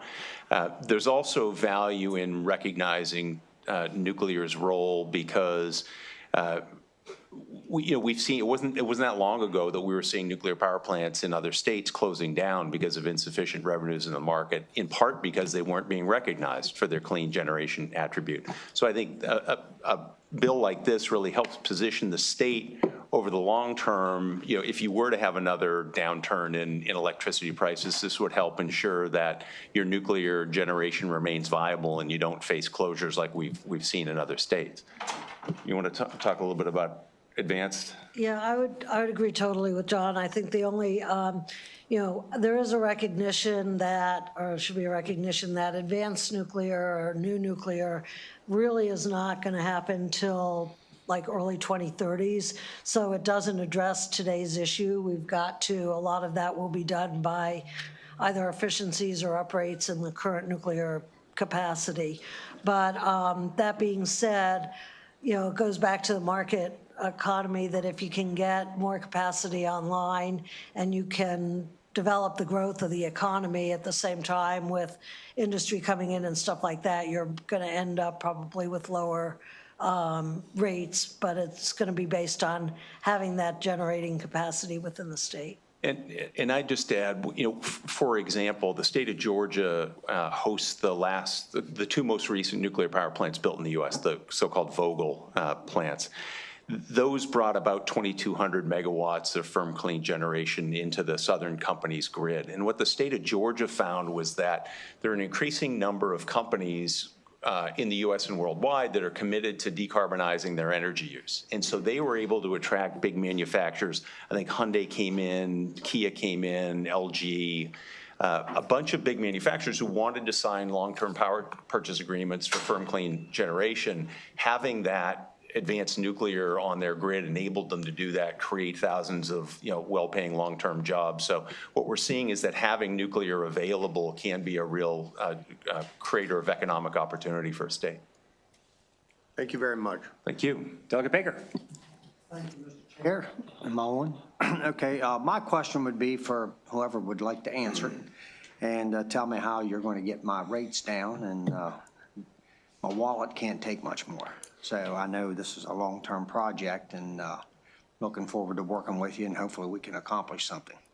What is the practical difference between placing nuclear energy in Tier 1 versus Tier 2? And how could Tier 1 eligibility influence whether new advanced nuclear projects are deployed in this state? I think with respect to Tier 1 versus Tier 2, the Tier 2 cap is just so much lower. Right, so you've got more headspace in Tier 1, so there's a bigger market for the credits that would be made available. In terms of And so also including nuclear in tier one, I think then creates more incentive for developers who might want to come in, just because there's a bigger pool in which they can compete. Carol, I don't know if there's something you want to add on that. Yeah, I would just, I think that Tier 2 to us represents recognizing the value of the current state of reality in terms of the contribution of nuclear. I think putting it in Tier 1 actually sets a longer-term goal for the state to say that we are going to value it. It's got the support there for investors to come in and provides a much longer-term incentive for growth there from where we are today. Thank you. Delegate Grammer. Thank you, Mr. Chair. I think everybody in the legislature is actually really interested in nuclear. But when you talk to the nuclear folks, they say, one of the biggest hurdles they face is the capital expenses are so big, and the end result of the project is going to be so far out that it's hard to actually plan and implement. And, a lot of what we tend to talk about when we talk about energy is actually implementation so we can get the energy on the grid. How does this bill help deal with that? Personally, I think by creating more of an incentive for companies to come into Maryland as opposed to other parts of the U.S., I think it positions you to be closer to the front of the line in new deployment. Frankly, there are some other states that are very aggressively pursuing new nuclear. So the governor of New York, for example, has established a 4 gigawatt, so think 4 large reactor target, or I don't know, a dozen of Carroll's reactors, give or take. The state of, the governor of Illinois, in his state of the state address, just announced a target, I think it was 2 gigawatts of new nuclear he wants to attract.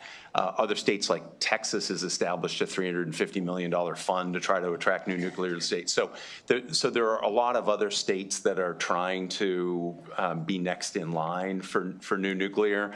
I would label this as a very helpful step in the right direction. There are other things that states can do, Maryland might consider, that other states are doing in terms of long-term power purchase agreements, for example, or other financial tools. But to your initial point, you're quite right.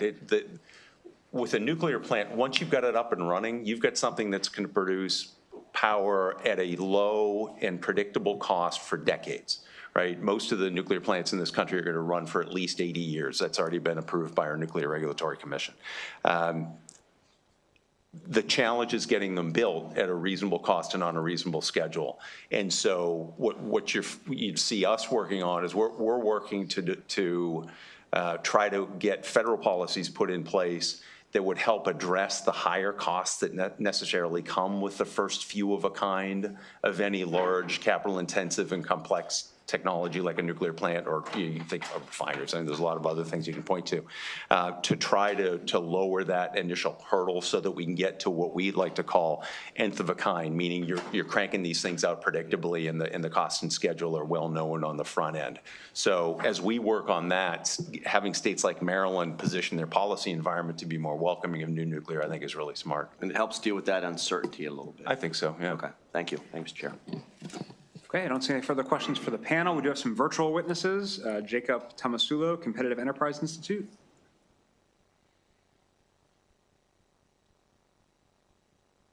Hi, can you hear me? We can, please go ahead. Okay, great. Chairman Corman, Vice Chair Goyton, and members of the committee, my name is Jacob Tomasulo, and I'm a policy analyst in the Center for Energy and Environment at the Competitive Enterprise Institute. CEI is a nonpartisan public policy research organization focused on free market solutions to public policy problems. I appreciate the chance to testify today and discuss a bill that will help lower energy prices for Marylanders. In 2019, Maryland's Clean Energy Jobs Act amended the existing renewable portfolio standard and set a minimum requirement that 50% of all electric retail sales must be from Tier 1 renewable sources by 2030, with carve-outs for certain energy sources. However, in 2023, only 13% of Maryland's total in-state electricity generation was from renewable energy. While this figure does not reflect imported power, it still does not give much hope that Maryland will be able to meet the 50% requirement. Not only that, but data from the U.S. Energy Information Administration shows that the total amount of renewable energy production and consumption have both decreased in Maryland since the Clean Energy Jobs Act was enacted in 2019. Moreover, one study found that the state's RPS has imposed significant costs on ratepayers. In fact, between 2008 and 2025, electricity providers spent just over $1 billion to comply with the Tier 1 non-solar, non-geothermal RPS requirements. That is quite the price tag considering both renewable energy production and consumption have decreased. There is little doubt that these costs trickle down to consumers. On the bright side, nuclear energy provides a path forward that is both clean and reliable. To start, Maryland's lone nuclear power plant already provides 40% of the state's generation. Nuclear is also dispatchable, which means it can be called upon to meet electricity demand when needed. This is because nuclear power is available almost all the time and more than any other source of electricity. On the other hand, intermittent sources like wind and solar only provide power when it's windy or sunny. Nuclear also creates competition in the renewable power marketplace, which incentivizes competitors to be innovative and develop technologically to outcompete their competition. This helps to lower prices. For these reasons, the committee should support the classification of nuclear power as a Tier 1 source. Nuclear power is clean, reliable, and classifying it as a Tier 1 will create more competition that lowers prices for consumers. Thank you. Thank you. We also have Zach Kushgarian from the Nuclear Innovation Alliance. Great, thanks so much. And just a quick sound check. Can you all hear me okay? We can, please go ahead. Great. Thank you, Mr. Chair and members of the committee for the opportunity to comment on HB 970. My name is Zach Kushgarian, and I'm an analyst and state policy lead for the Nuclear Innovation Alliance. The Nuclear Innovation Alliance is writing in support of HB 970, which will change the current renewable energy portfolio standard to a clean energy portfolio standard and add nuclear energy as a Tier 1 renewable source. This bill recognizes nuclear energy as clean energy, will contribute to meeting Maryland's ambitious climate goals, and will provide important economic benefits to the state. NIA is a nonprofit, nonpartisan think and do tank whose mission is to create the conditions for success for new nuclear energy as an energy security and climate solution. NIA focuses on Nuclear Regulatory Commission modernization, federal and state policies to support new reactor commercialization, and private investment in workforce development in new nuclear energy. To achieve its mission, NIA performs technical analysis and policy development, educates policymakers, and engages with key stakeholders. In 2024, Governor Wes Moore pledged to reach 100% clean energy generation in Maryland by 2035.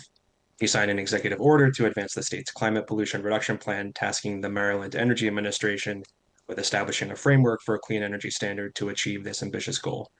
According to the Nuclear Energy Institute, Maryland's one nuclear power plant generates 40% of the state's electricity, and in Maryland alone, nuclear energy avoids an estimated 7.6 million metric tons of carbon dioxide emissions annually by displacing fossil fuel generation.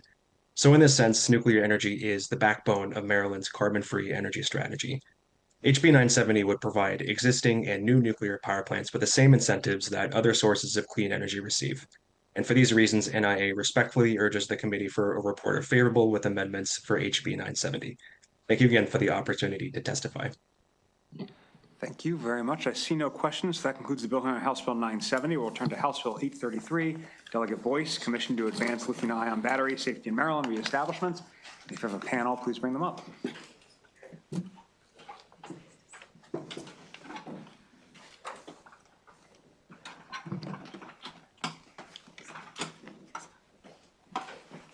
Push. Oh, man. I got you. Thanks. How you doing, Phil? How you doing? Nice to see you. Thank you so much. And this is a simple bill. So good afternoon, Chair Corman, Vice Chair Guyton, and members of the Environment and Transportation Committee. For the record, I am Delegate Regina T. Boyce, presenting HB 833, Commission to Advance Lithium-Ion Battery Safety in Maryland Reestablishment. The bill reestablishes and extends the work of the Commission to Advance Lithium-Ion Battery Safety in Maryland. The bill extends the Commission through 2028 and updates its memberships to reflect the growing scope of lithium-ion battery use and challenges. HB 833 builds from the original legislation, HB 468 and SB 532, passed in 2024, that established the commission, its members, and research requirements. The Commission to Advance Lithium-Ion Battery Safety in Maryland's final report in November of 2024 2025 recommends extending the duration of the commission to allow for further research and review of additional risk and impacts, as well as how to integrate pending federal regulations, to name a few. HB 833 also adds 4 additional commissioners with expertise to assist with the commission and its work. And extending and expanding the commission allows for further research and recommendations to protect public safety, support first responders, safeguard critical infrastructure, and promote environmental responsibility. There are 2 favorable with amendments that would like to add an individual from the towing industry as well as an individual from the turf grass industry, both which I support. So thank you for your consideration. I urge a favorable report. Was that the artificial turf industry? Grass. Okay. Chair Corman and Vice Chair Guyton, thank you for the opportunity to testify this afternoon before the committee. My name's Emil Nussbaum, and I'm the Vice President of Strategy, Government, and Regulatory Affairs with the Automotive Recyclers Association. I previously had the pleasure to serve as chair of the Commission to Advance Lithium-Ion Battery Safety in Maryland, and it was an honor to work alongside fire service, environmental experts, industry representatives, and state agencies on a collaborative effort to improve safety that works for all batteries of all shapes and sizes. Over the last 14 months, during the Commission's original duration, we held 19 committee meetings and heard from 17 leading experts that were national experts in battery safety across multiple topic areas ranging from electric vehicle batteries, small format batteries, medium format batteries, micro mobility, and also utilities. We looked at the entire life cycle of batteries and identified and provided recommendations to help address associated risks and challenges, as well as the use, the collection, storage, transport, and the recycling of batteries. We also developed 7 key recommendations to improve safety and mitigate risks. And we came to a shared consensus and framework among various stakeholders as well as part of our commission report process. Why should we have an extension? So with increasing battery usage in different applications, as well as the growth in technology differences, which are rapidly changing over the next couple of years, we're seeing third-party standards from NFPA and the Underwriters Laboratory. We're seeing best practices change daily, and we're also seeing new federal regulations dealing with waste and transport of lithium-ion batteries. So we require more time to evaluate these environmental regulations, also look at the safety risks at the Port of Baltimore, and also include info on how insurance is being changed by these fires. This commission reestablishment is not meant to be permanent, but it's a limited 2-year extension and is a prudent step to consolidate the process, strengthen public safety, and position Maryland as a leader on this issue. We respectfully request an extension and a favorable report from the committee. Thank you very much.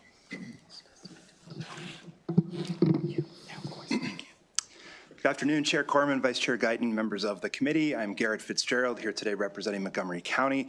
I have participated on this commission for the last 1.5 years on behalf of MACO, along with other colleagues from Montgomery County. We think the commission's been a very effective forum for bringing key stakeholders together to really better understand battery safety issues. We think it's done a very good job of developing recommendations which both inform state policy but are also have been very useful to us at the county level, helping us to think about public education, training for county staff, et cetera. We think that this is a rapidly emerging space, and the commission has identified a few issues that we really ought to delve further into. We think we've got the right group of folks and the right structure for doing that, and we look forward to continuing to participate should this bill pass. We respectfully request a favorable report. Thanks for your time. Thank you, Delegate Boyce. Delegate Stein. Thank you, Chair and Vice Chairs, members of the committee. My name is Ralph Supa. I'm a 20-year veteran of the fire service in Maryland. I serve as a captain in a major metropolitan department. I also serve on the International Association of Fire Chiefs Hazmat Committee and their battery response and work group, along with their battery energy storage system. I've been lucky enough to present nationally and internationally.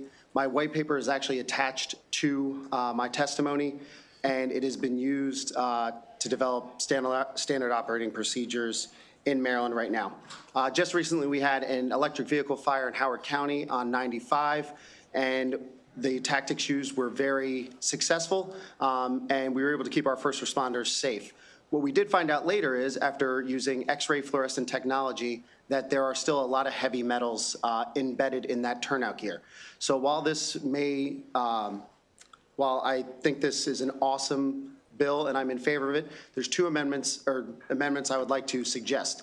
Adding an SME with somebody who is actually doing the on-the-ground work, because while the commission is heavy in industry, utilities, insurance, and recycling, which are super important, and adding a second responder with the tow agencies is also crucial. The people who are operating in this at all times need to be represented as well. Batteries work 99% of the time, but their 1% of not working is our 100% in the first responder realm. The other aspect of this as well is the public health risk and need to do a deeper dive with research. Coming off these batteries, the fire is not the biggest the biggest hazard.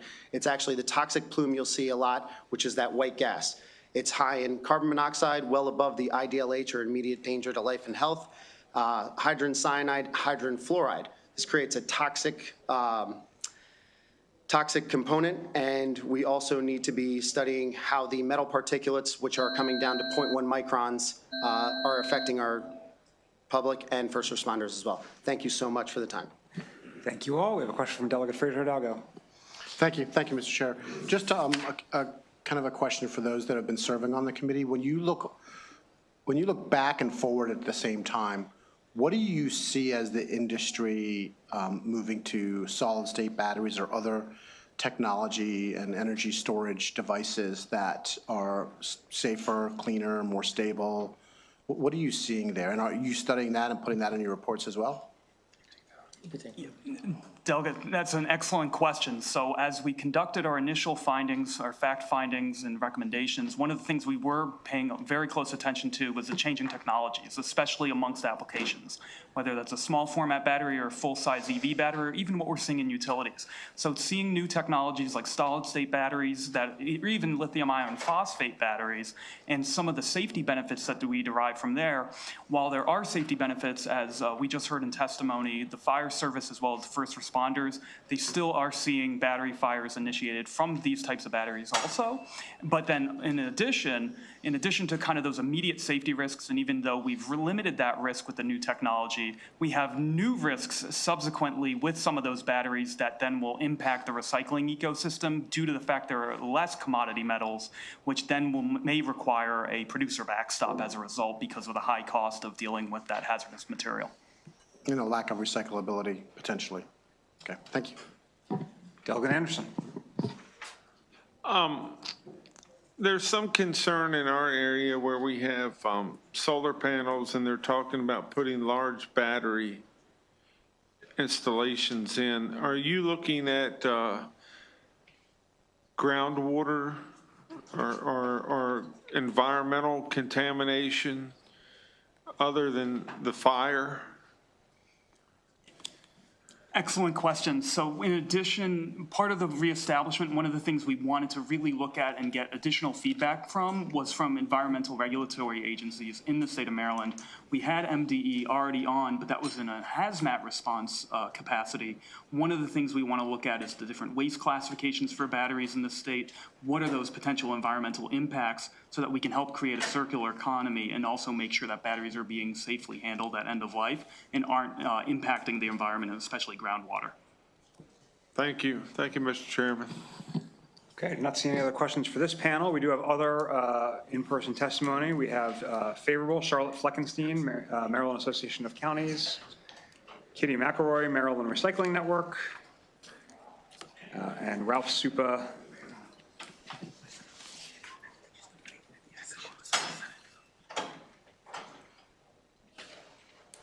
Mr. Chair, Kitty is not here. She's across the street at the Senate.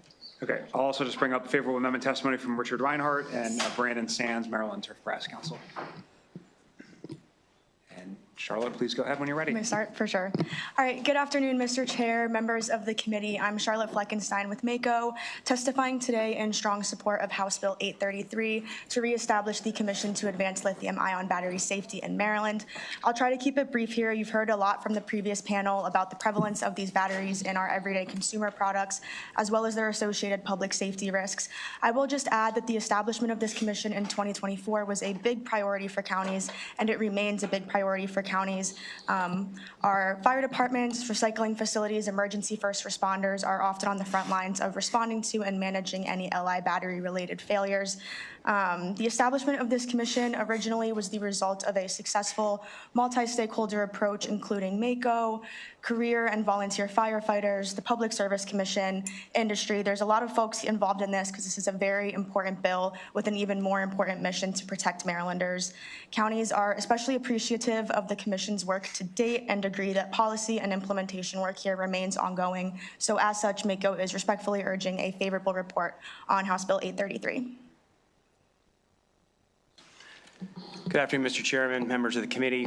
For the record, Richard Reinhardt with Percy Public Affairs. We represent the Maryland Turfgrass Council and the Mid-Atlantic Sports Management Association.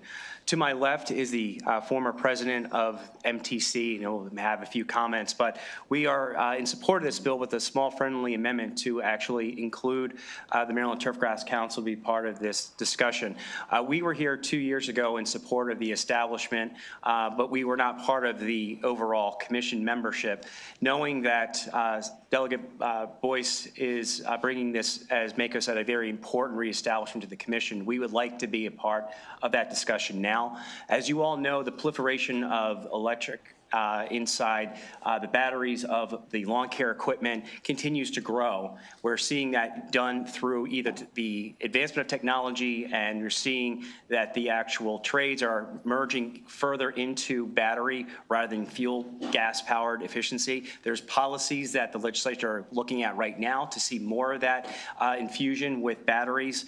That is important for us as an industry for the purposes of making sure that from an environment standpoint, a safety standpoint, a storage and control standpoint, that we're doing this properly. For us to be part of this commission is important to our industry, but more importantly for Marylanders and for the members that are serving the constituents such as our parks, our universities, and our neighborhoods. So with that, we would like to respectfully support this with a small amendment that would include MTC to be a part of this continuing conversation membership. Thank you very much, Mr. Chairman. Good afternoon. For the record, my name is Brandon Sands, immediate past president of the Maryland Turfgrass Council, or MTC. On behalf of MTC and our members, I'm here to support House Bill 833. I would like to thank both Delegate Boyce and Senator Augustine for sponsoring this important piece of legislation. We, along with the Mid-Atlantic Sports Field Managers Association, or MASMA, submitted a joint letter of support with a friendly amendment to include our industry as a member of the commission. MTC is a nonprofit organization that represents all areas of turf industry, including golf, sports, turf, sod producers, lawn and landscape, and commercial vendors and suppliers. The Mid-Atlantic Sports Field Managers Association is a nonprofit organization that is composed of sports turf field managers and workers from Maryland, Delaware, Washington, D.C., and Northern Virginia. Once again, MASMA has partnered with MTC this year to bring a more unified front on all aspects of our industry. As written, House Bill 833 reestablishes an inclusive cross-section of various state stakeholders who study and recommend best practices and guidelines for lithium-ion battery safety in the state of Maryland. I would like to highlight two important points that we expressed in our letter. Our associations recognize the growing environmental and safety concerns regarding the use of these batteries throughout our daily lives and professions. As our industry transitions away from traditional fossil fuels dependency due to either government policy or company philosophy, we need to ensure that we are supporting these changes in a manner that is protecting both our environment, our members, and the general public. 2 years ago, our association supported the creation of this commission, and we are here today to support its reestablishment. We believe the new commission is another positive step forward for the state to ensure it's moving in the direction that considers all of these factors in various industries that are impacted by this technology. For these reasons, we humbly request the committee to give House Bill 833 a favorable report, which includes our amendment. We have shared our amendment with both sponsors.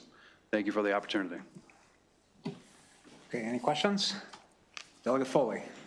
Yeah, thank you, Mr. Chair. I'm very interested in the gentleman's testimony from the Turf Council because as a person who has sponsored a number of these bills to try to transition to electric and battery lawn equipment, it's very interesting to hear you say that you want to be on the commission that deals with battery safety. So is it your testimony that you are transitioning to this equipment and that you anticipate that you'll be largely using electric equipment, and that's why you should be on the commission?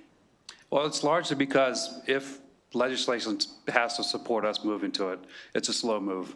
The organization of my daily job, we can't afford it. I work for a municipality, and the main reason why we haven't switched over completely is that we can't afford it, and the technology isn't there. So we want to be part of this commission to see that the technology is the right fit for the state of Maryland and the economy, because like right now, Parks and Rec, school systems, municipalities can't support the transition to electric equipment.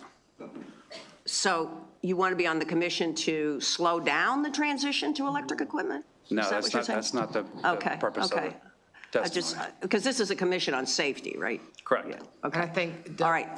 I'm sorry. Sorry. Go ahead, Dylan. I think the point is too, is the technology is continuing to move. I've been to a couple of their kind of field days, and more and more there's equipment there that are battery operated or electric pieces of equipment that has to do with a array of not just field, but you heard him talking about sod and golf courses and such. So I think the point is that if we're saying that we want to continue to use these things, but we're also saying that there could be a safety hazard, they need to be at the table to know what those are and what they can contribute to it, because I think if we continue to want to do these things and they want to make the transition, they're going to have to know how to do it safely. Yeah, I appreciate that, Delegate, and I support the bill. I just find it really a little bit interesting that they oppose moving to this transition and just said that they don't think that it's viable and they want to be on the commission. That's my only point. I just was trying to clarify what their position was on this transition to But they do battery. have, I don't know if you've seen field equipment, but they're big pieces of equipment that do sometimes very sophisticated things like those automated field lining machines that you put in a GPS coordinates and they just line the fields. That, at some point those may or may not be. Well, those are like electric, but again, what is the cost? What is the potentially safety risk as these technologies start to move, and that these bigger pieces of equipment do transition over to be either electric or battery operated. So. Okay, I believe that concludes the bill hearing on House Bill 833. We will go to House Bill 597, Delegate Charcudian's aid on behalf of the Montgomery County delegation, Montgomery County Community Choice Aggregation Pilot Program alterations.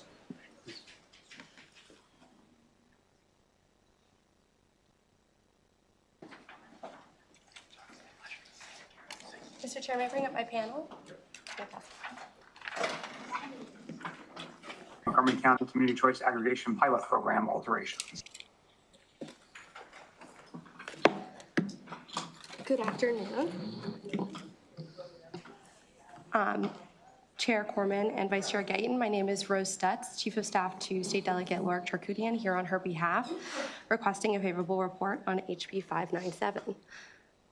The passage of HB 768 in 2021 authorized Montgomery County to create a community choice aggregation program pilot to aggregate the electricity demands of residents and small businesses and negotiate for more favorable terms and renewable energy options. Since then, there have been several procedural steps to follow in order to actually establish the pilot. The Public Service Commission had to establish a CCA work group and adopt regulations, a process which took from September 2021 to January 2024. Then the county had to pass a local law enabling the Montgomery County Department of Environmental Protection to implement a CCA, which passed in October 2025. These processes took longer than expected, and there are still several steps to go. The original legislation required the pilots to begin in April of 2026 and last for 7 years. Similarly, there were reporting requirements based on those dates. This bill merely extends these timelines to allow for the lengthy processes it took to get here. The bill will extend the required start date by 1 year, extend the project length by 1 year, and extend the required report dates. I respectfully request a favorable report on HB 597.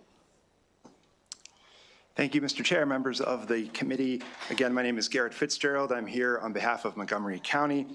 We requested this legislation. It has the full support of the county council and the county executive. As the delegate's testimony noted, this legislation would make minor adjustments to the authorized start and end dates for a pilot program, which was authorized through legislation in 2021. The purpose of this program is to aggregate electricity demand from residents and small commercial customers so that we can negotiate for more favorable rates and explore renewable energy options. As Rose noted, we've worked through the public process with the Public Service Commission to establish operating procedures around a community choice energy pilot. That took a lot longer than we thought it would. So the changes in this bill will enable us to run the pilot for the originally intended 7 years. So we're shifting, this bill has no fiscal impact, does not revisit the substance of policy whatsoever, just shifts the start and end dates for the pilot and the dates of 2 associated reports that are to be filed. Montgomery County respectfully asks for a favorable report, and I'm happy to answer any questions. Thank you. Seeing no questions, that concludes the bill hearing on House Bill 597. We'll turn to House Bill 940, Delegate Charkoudian, Large Load Customers, Electric System Interconnection and Demand Response Program. And if you have a panel, please bring them up. My panel is 1 virtual and 1 in person. Are we not using that thing? Thank you, Mr. Chair and Vice Chair colleagues, and thank you for your flexibility today as I had 4 bill hearings. For the record, Delegate Lori Charkoudian here asking for a favorable report on House Bill 940.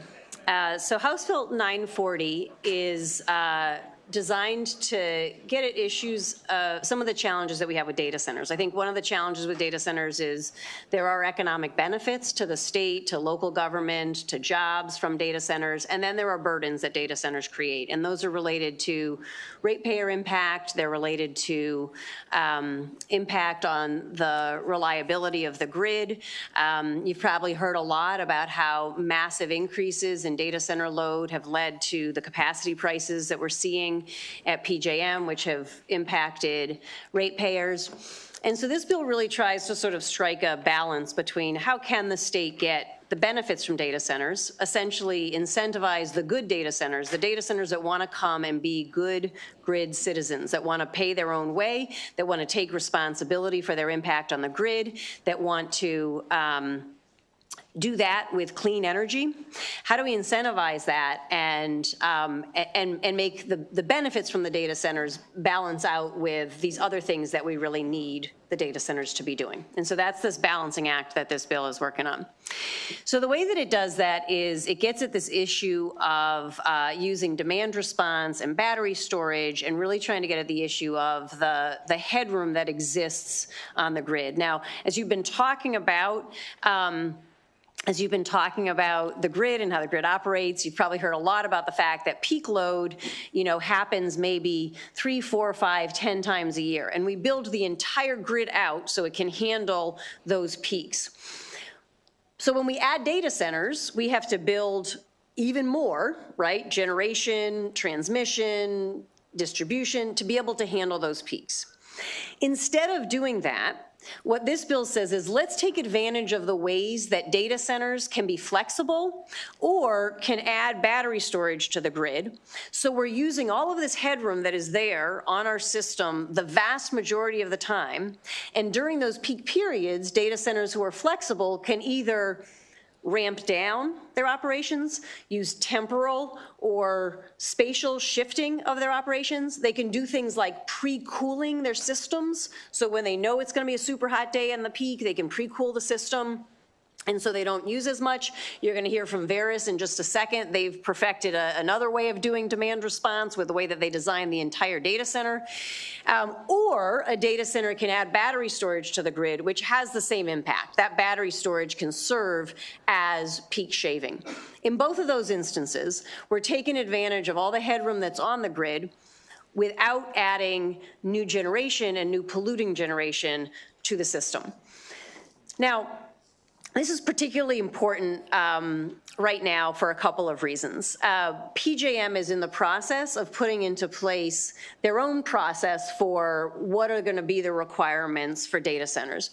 One of the things that PJM is about to put in place is a rule that if a data center doesn't bring their own capacity, then they can be curtailed. What that means is those data centers that are curtailed in these intense periods on the grid will be running off of their diesel generators. So it's not that they'll be curtailed and not operating, it's that the communities around them will be experiencing greater environmental justice concerns while they're running off of diesel generators. So it's really important that Maryland acts now, puts in place what it is that we want from our data centers so that our data centers that operate in this way don't get caught up in PJM's required curtailment, leading to localized pollution. So that's one reason that it's important to move this forward now. The second reason I think it's important to move this forward now is we have a lot of data centers. There's a couple data centers that are sort of being built right at this very moment, and a lot that are really looking at Maryland now and saying, what would it take to come to Maryland? What are the benefits of coming to Maryland? How can we go faster if we come to Maryland? And what we want to say is, you'll get all kinds of benefits if you come in as a good grid citizens. You'll get these fast track opportunities. You'll get guaranteed timeline opportunities if you come in as a good citizen. The last thing that I want to mention about this particular approach to data centers is there is a Duke study that's referenced in my testimony that you can go take a look at, which basically getting at this concept about headroom. It basically says that if data centers could be flexible in this way, across this country, when we look at like the next 10 years, it would allow us to avoid building 100 gigawatts of new generation. So it really challenges us to say, how do we set policy that drives the data centers in this state to do the things that we know are going to be best for the grid, that have potential to avoid a lot of new generation that needs to be built, a lot of new transmission that needs to be built, and that makes sure that they're paying their own way. That's what this bill does. I want to add just a couple technical points. I've been working with a lot of data centers directly. Veris, you're going to hear from. They've been great in advising, and they have a couple of technical amendments. I've been working with Amazon Web Services, with the Data Center Coalition, with the Tech Council, as well as with all of the environmental justice advocates. And so the bill is something of a work in progress. My testimony outlines what the intention is, but there will be amendments because we sort of put together the concept and then have continued negotiating. So I recognize there's a lot of favorable amendments. I'm open to a lot of those. With that, I'll pass it on to my panel and look forward to questions. Great.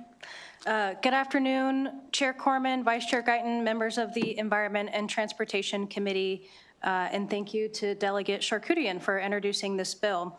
I'm Mariah Davis. I'm a contractor with Nature Forward, and we recently started a group called Marylanders for Data Center Reform. We're a coalition of over 40 environmental and community groups, and this bill is a top priority for us. We are in strong support of HB 940.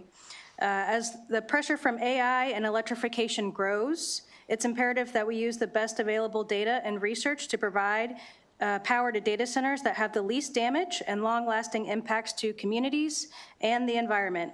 Utility-scale solar and battery storage are not only underutilized, they're the cheapest and fastest way to supply reliable generation to the grid. This bill incentivizes data centers to use battery storage and carbon-free energy sources to interconnect. If data centers bring their own power, it should include carbon-free generation. This bill encourages data centers to provide at least 25% of their capacity through carbon-free means or through demand response. Our coalition prioritizes both people and the environment. Last month, the state supported new PJM reforms to address data center load growth, but we're very concerned about how these policies will impact environmental justice communities. These rules created a new fast-tracking process that excludes clean energy projects and gives a special treatment to fossil fuel power plants built for data centers. Low-cost carbon-free generation has been waiting too long to connect to the grid. This coupled with Maryland's critical infrastructure streamlining law, which eased restrictions on diesel backup generators for data centers, is a recipe for public health concerns. More than 20 new hyperscale data centers are being proposed in our state. Many of them are located in environmental justice communities. I've also included some important points about how these impacts can impact public health. For these reasons, we urge a favorable report for this bill. Mr. Bladen, why don't you go ahead?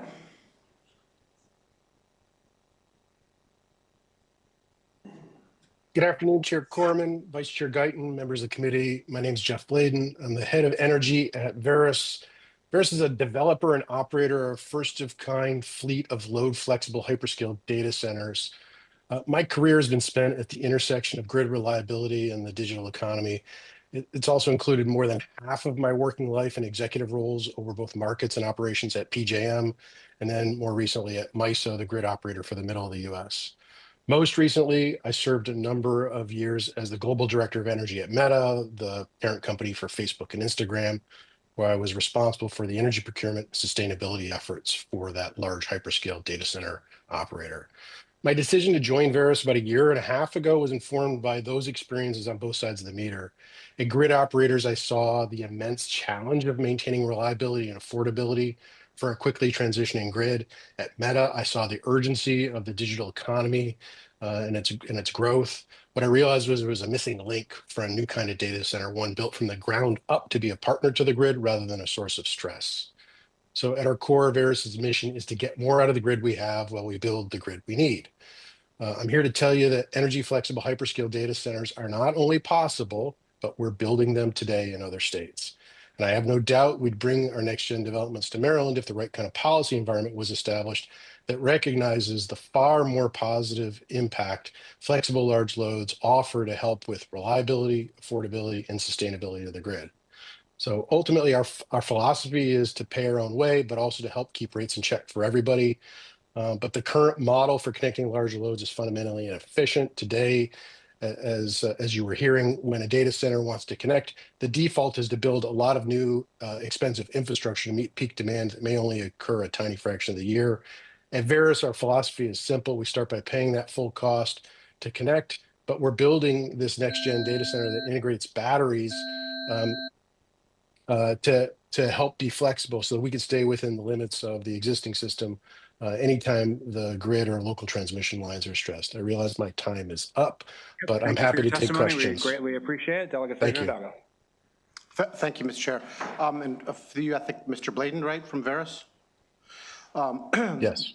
Delegate Charkoudian, part of what she was talking about was the ability to maybe throttle back or throttle down. How does Verus address that issue when it comes to whether you're looking at storage, reserve storage, or on-demand storage versus throttling back or throttling down data center inquiries?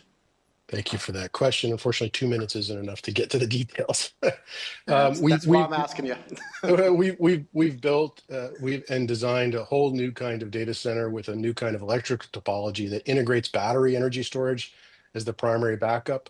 The batteries allow us to both be energy flexible for the grid on demand any time of the year without interrupting any of the workloads inside the data center.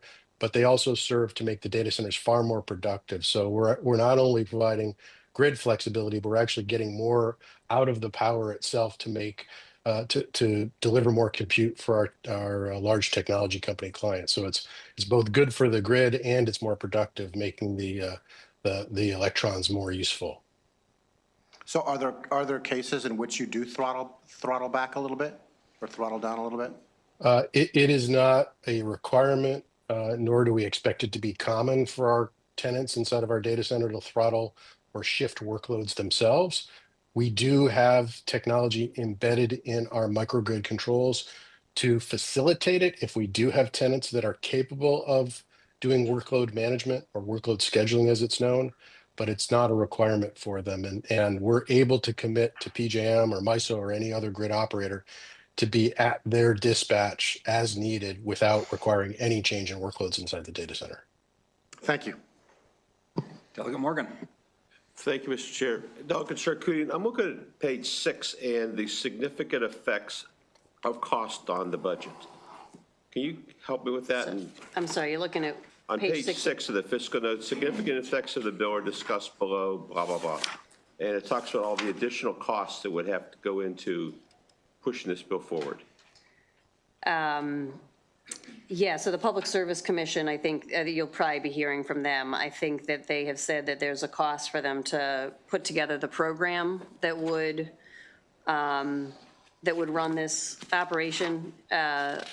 So that is, it's funded under special funds. Often when we're looking at new programs with, I mean, I can't speak to the Public Service Commission, they can, but yeah, there's generally when we're kind of heading in a whole new direction, which this does, there's some cost for the Public Service Commission to administer the programs. And the other departments also that are listed? Yeah, I think DNR's role is in CPCNs, so I'm not totally sure because the bill creates some exemptions for CPCNs. So I would need to talk to them about that because the behind the meter storage and the surplus interconnection storage wouldn't require CPCNs. So I need to understand what that piece is about. That part of it was surprising to me, but the PSC stuff didn't surprise me. They often do need to do that. Okay, thank you.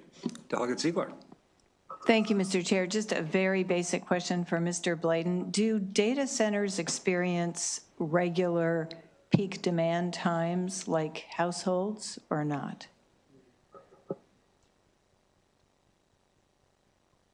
My apologies, taking a second to get the connection working again.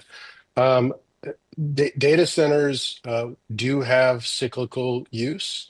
I'll call it or describe it as peak compute. It is not generally correlated with peak grid. For better or for worse, I have a pretty strong understanding of what peak grid looks like, and peak compute is generally uncorrelated with that, but it does happen. So examples would be Cyber Monday or during the Super Bowl when people are much more apt to be using their data center hosted services.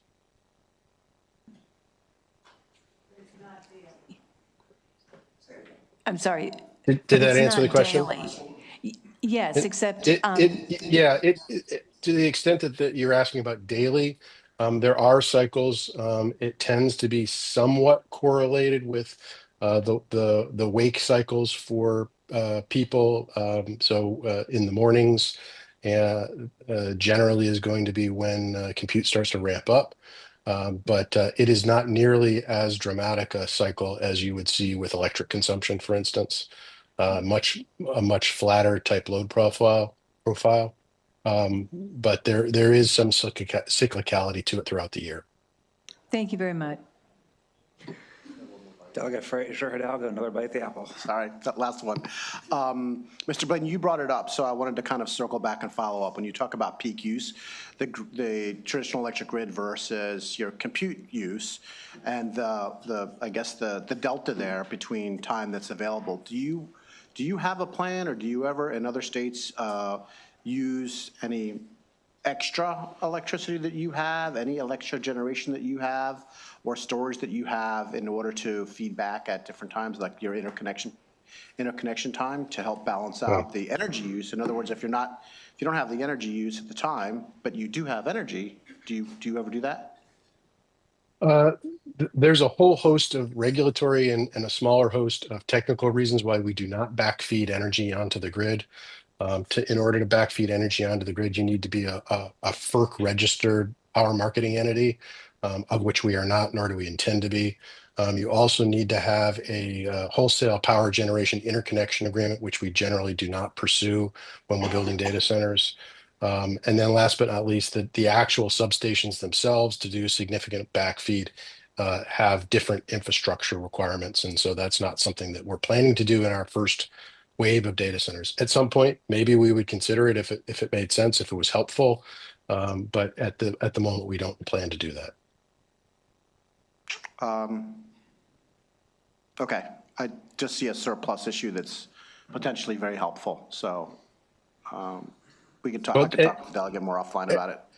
And to be clear, because we use energy storage rather than some kind of fuel-based generation, we don't produce electricity on site. We are charging the batteries that are on site from the grid. Right, but you could dispatch at peak load time. I'll talk to the delegate afterward. He's coming with an amendment. Delegate Grammer. Thank you, Mr. Chair. So can you try and explain to me, the bill says develop a clear compensation structure or financial incentives for program participation. How do you envision that?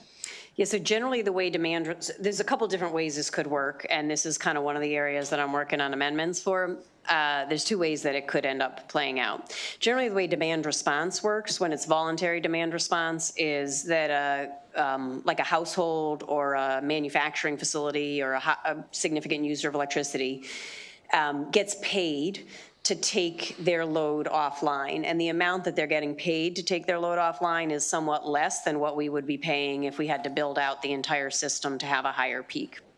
So if we end up with the bill just doing a voluntary demand response, then the compensation for being able to come offline during certain times, using battery storage, using whatever it is, non-emitting, but whatever other way that a data center chooses to do that, they potentially would be compensated for that, and that would be the program that the PSC needs to put in place and find a way to do it that doesn't increase cost to consumers, and that comes back to why there's a cost to the PSC, because they would be running that, managing that, overseeing that program. The second way that it could end up playing out is the package of how a data center says, okay, we're going to be fully flexible, and in exchange for being fully flexible, we're going to have this fast track. It could be that one of the pieces in their full flexibility package is that demand response, in which case they wouldn't be compensated because what they're getting in exchange for it is the fast track. And so you could have voluntary demand response for programs that are not 100% flexible but are being paid to kind of curtail at certain times. And or you could have the demand response as part of the package of the 100% flexibility that the compensation is the fast track, but there's not additional compensation. And those are some of the pieces where I'm working out in the negotiations with all the stakeholders. The 4 items mentioned in number 1, behind the meter energy storage, purchasing capacity with carbon-free assets and demand response. Can you just talk about those very briefly, please? Yeah, so the That's question. the full package of how they're flexible? Correct. Yeah, so and this is one of the areas that is going to change, but the idea is we're trying to come up with what are the sets of ways that a data center can bring its own capacity. And so one of the ways it can bring its own capacity is with behind the meter storage that will allow it to fully come off the grid and use only or 50% or whatever it is, its own storage during peak periods. That's one of the ways it can be flexible. Another way that it can be flexible is the shifting of its workload. That was some of what Mr. Bladen was talking about. So if it has an ability to pre-cool or shift workload to another data center in another load zone or stop, like if it's AI learning has the ability to temporarily set different times that it's doing the work. So that's another thing that we would sort of count towards this. Another thing that we would count towards this is off-site battery storage. So if it has a contract for capacity with battery storage that's not on site, but that fully kind of wipes out its capacity needs on the grid. And then, what are the other ones? If it were possible to have full emission-free generation behind the meter or in a contract in front of the meter, that would be acceptable too. I think that's the least likely. I think that one is the least likely just because of the amount of solar, the amount of wind, or the amount of nuclear that you might need in one of those situations. So I think that's the one that's least likely, but I think I've got that in there as a possibility. So here's the problem I have. I've worked in a data center, and they always kind of have to run. And none of those actually seem to be very flexible to me.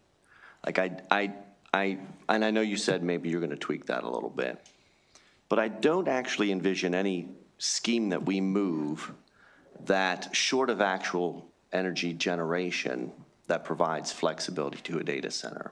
Does that make sense? And just to put the question into context, at this point, data centers get the tax credit. We have this potential financial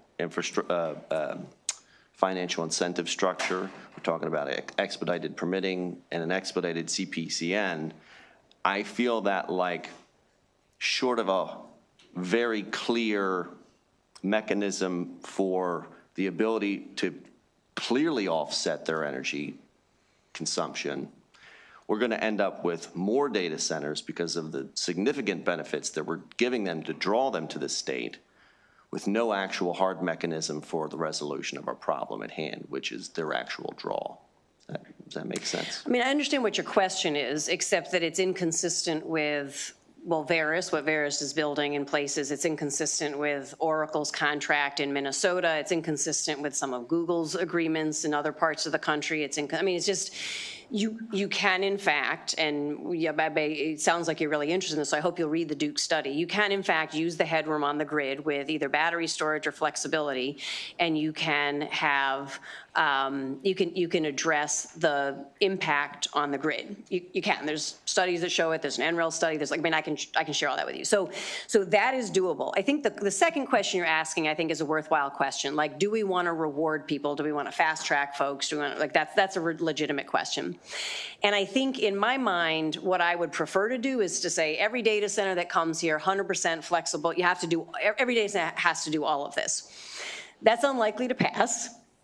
And what's going to happen if we do nothing is that data centers are going to come, they're going to wait in these long lines, they want to be here, and they're not going to offset their load. And so not only is that going to be a problem in terms of the impact to our grid and the impact to our ratepayers, but it also is going to mean that they're going to come into the state, they're going to end up in this curtailment system with PJM, and they're going to be running their backup generators in communities. So unless we create a different kind of path for data centers, which does mean a level of incentive, but an incentive that gives us everything else that we actually want from data centers to be good grid citizens, what we're going to end up with is data centers who are not good grid citizens, and on top of it, getting curtailed with an additional environmental justice issue in our Can you communities. send me that study, please? Yeah. I think it's referenced in my testimony, but I can send it directly to you. Thank you. Sure.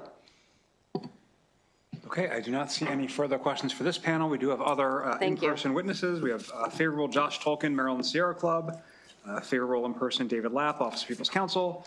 Let's also take Roger Mano, favorable to the amendment, and Spencer Rhoda, favorable to the amendment.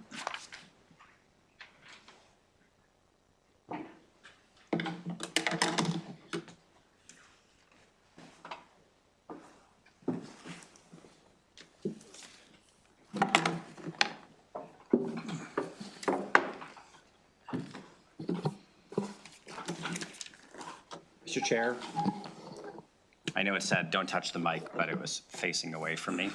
Mr. Chair, members of the committee, Josh Tolkien on behalf of the Maryland chapter of Sierra Club, thank you for organizing these bills thematically so I was able to say the words battery storage and demand response over and over and over again. Sierra Club strongly supports this legislation, as well as the delegates' reference to the pragmatic approach here. We too would support requiring data centers to bring 100% of their load, but absolutely support us ensuring what we can in the current system.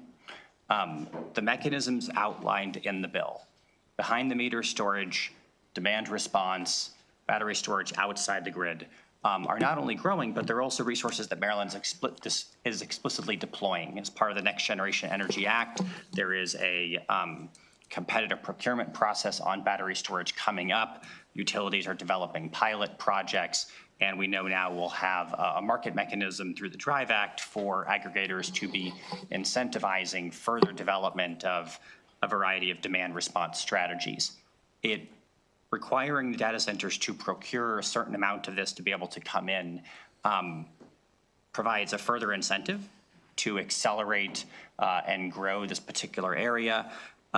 We need these types of incentives. We need these carrots and sticks in order to ensure that we're rapidly developing our demand response and battery storage industry. And with that, Sierra Club's done. Good afternoon, Chair Corman, Vice Chair Guyton, and members of the committee. David Lapp for the Office of People's Counsel, here to testify in support of HB 940. Data centers have city-sized power demands that break the paradigm of utility regulation. Historically, electric load growth has occurred gradually across customer classes and geographic areas. Data center load growth is an entirely different animal, occurring faster than regulation can keep up with. As a result, Maryland residential customers are bearing data center costs in the form of higher transmission, energy, and capacity prices. Utility regulation must catch up. HB 940 helps address the regulatory gaps that leave residential customers vulnerable to data center energy demands. The best solution for protecting residential customers is for data centers to provide their own new generation capacity that is local to the data center. That is a solution our office has been advocating for at the regional level, and HB 940 significantly advances that solution for data centers located in Maryland. Applicable to data centers with loads of 25 megawatts or more, HB 940 would have the PSC create an interconnection queue for connecting data centers to the system and require all data centers to supply at least 25% of their own capacity. And it incentivizes data centers to bring even more of their own generation. For data centers that bring less than their own generation, it requires reductions in energy demands during peak hours that will reduce the need for infrastructure investments and help protect residential customers from subsidizing data centers. Finally, we applaud the bill's requirement that data centers pay a fee to provide much needed support for the Electric Universal Service Fund and low-income energy efficiency programs. We ask for a favorable report. Thank you. Good afternoon, Mr. Chair, Madam Vice Chair, members of the committee. First of all, thank you for your consideration of this legislation and this issue. It's a very complicated one. I'm quite certain of that. We want to thank, I should say at the outset, on behalf of the Mid-Atlantic Pipe Trades Association and the Mechanical Contractors Association of Metro Washington, representing some 200 signatory contractors to the United Association, as well as the Iron Workers District Council of the Mid-Atlantic States. We support this legislation with an amendment. We want to thank Delegate Charkoudian for her very thoughtful and hard work on this bill and the approach towards building data centers in the state of Maryland. We support that. We support the bill. We have a concern that there are aspects of the bill and other legislation that will have the unintended consequence of actually chilling data center development in the state. We're facing an exquisitely unique economic development, workforce development, revenue opportunity that we haven't seen in probably several generations, I think, as many of you know. And we want to make sure that nothing that we do pushes those would-be data centers further away from us. And as you all know, there's really not many, there's some very small data centers in the state of Maryland. It's not nearly what we see in Virginia and surrounding states.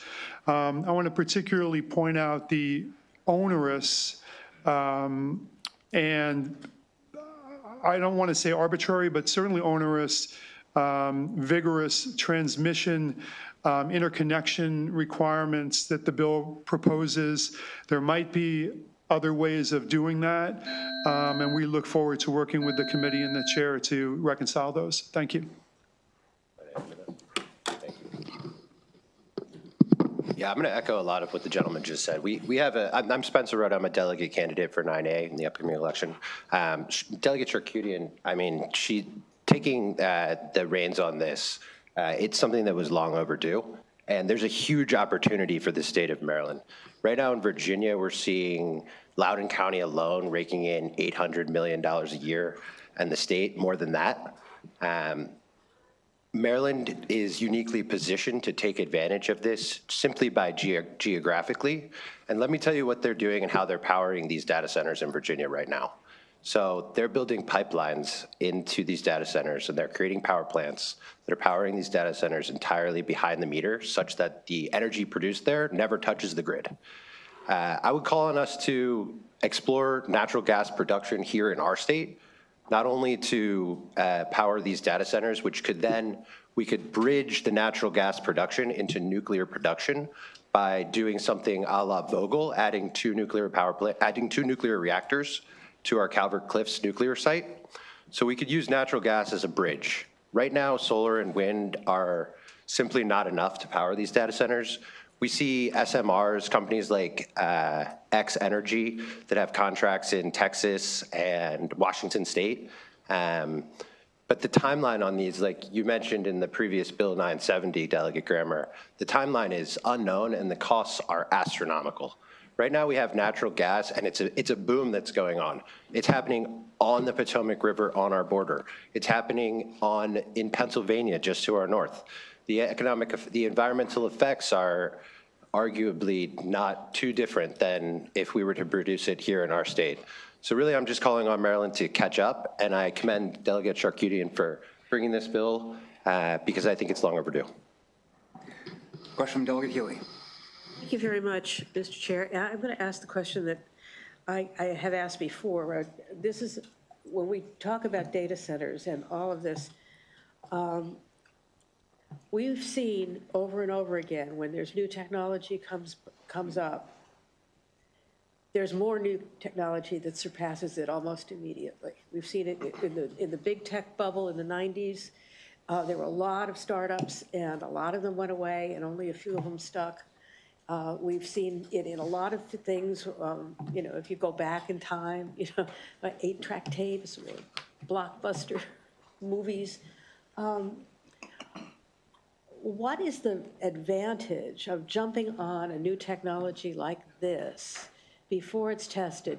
Because we know that it may be surpassed. Technology is evolving so fast now that this may be a white elephant in another 10 years. How do you respond? Why should Maryland jump on it now that everybody else jumped on it? Why don't we wait and see if it actually sticks?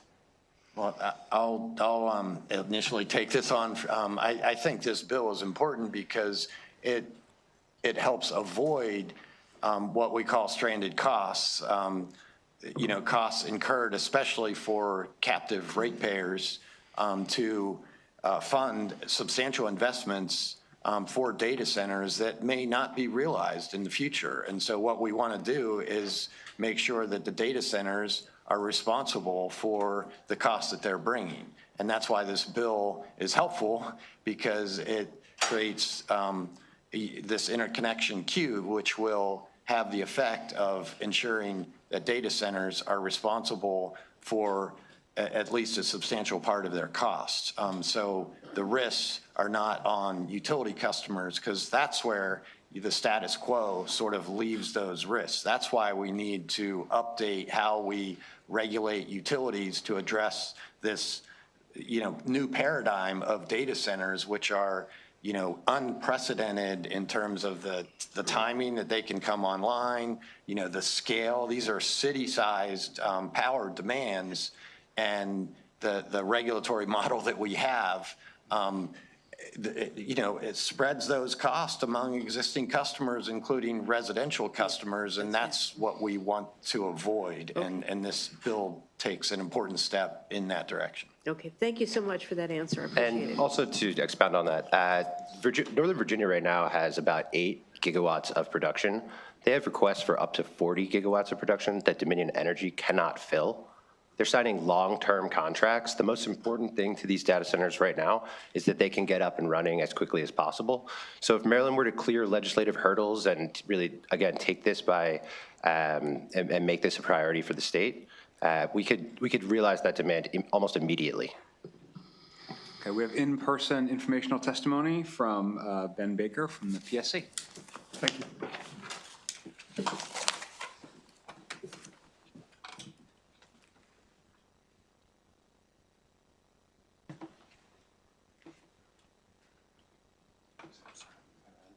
I was going to sketch it in. Thank you, Josh.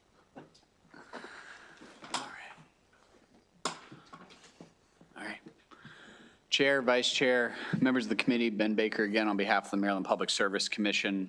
The commission submitted informational testimony on HB 940. This is good legislation to help address the pressing concerns regarding integrating large loads onto the grid while minimizing their impacts to cost and reliability.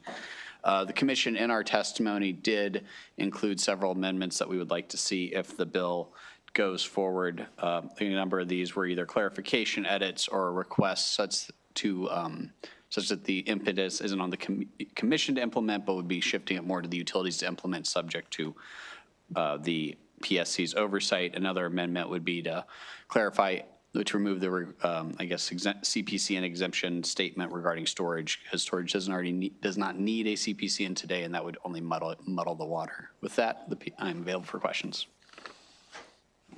Thank you very much. We have a question from Delegate Grammer. Thank you, Mr. Chair. Very briefly, can you expand on that last point you made? They don't actually need a CPCN. Yeah, so if you were to look at the last part of the bill before you get to section 2, H1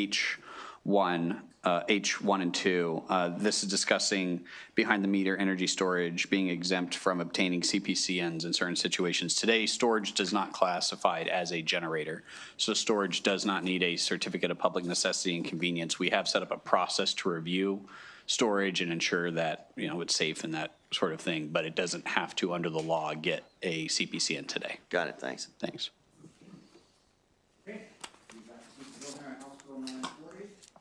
Turn to Delegate Baylor, House Bill 950, County and Municipal Street Lighting Investment Act. If you have a panel, please bring them up.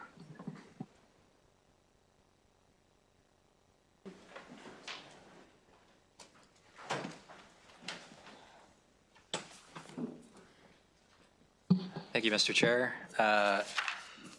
Colleagues, for the record, I'm Delegate Dylan Baylor from District 30A, the delegate from Main Street, testifying in support of House Bill 950, the County and Municipal Street Lighting Investment Act. I respectfully request a favorable report of HB 950 to streamline the process for local governments considering acquiring and maintaining utility-owned overhead streetlights, thereby strengthening existing Maryland law. HB 950 would make it easier for local governments to purchase and operate their own streetlights, resulting in efficiency upgrades and better management practices.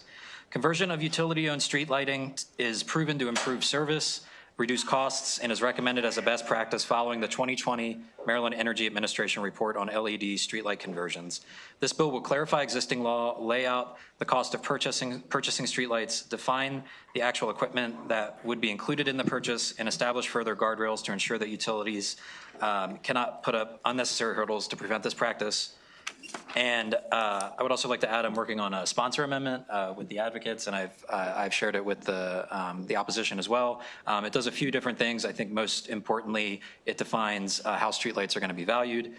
This is a bill that passed the House previously and is a reintroduction at this point.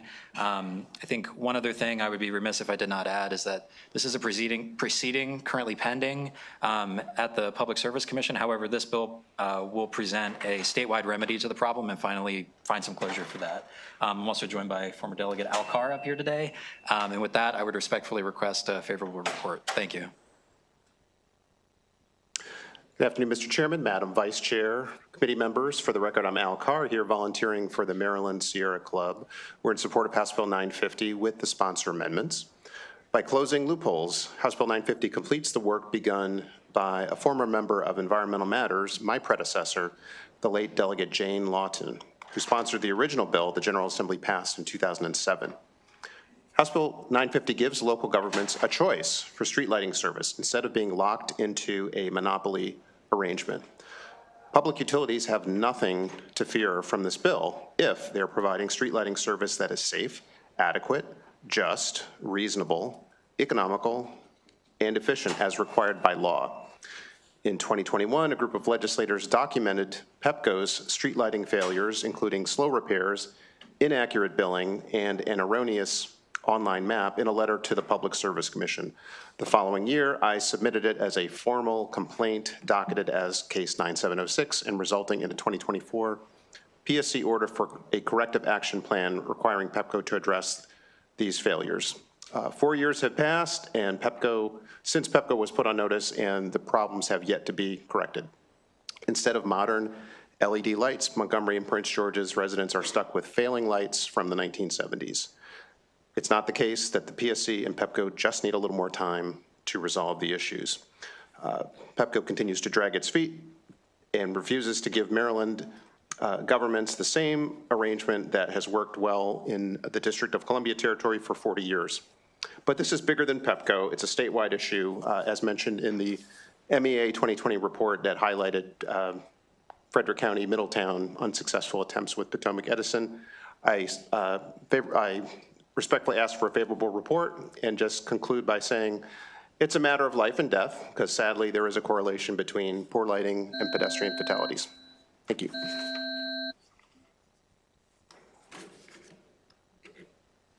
Thank you, Mr. Chair, Vice Chair, and members of the committee. I am Sue Ellen Ferguson.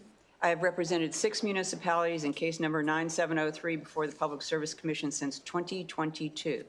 They wanted to buy their lights and change them over from HPS to LED. When the case started, no Pepco-owned lights had been sold in a municipality in Montgomery County or Prince George's County.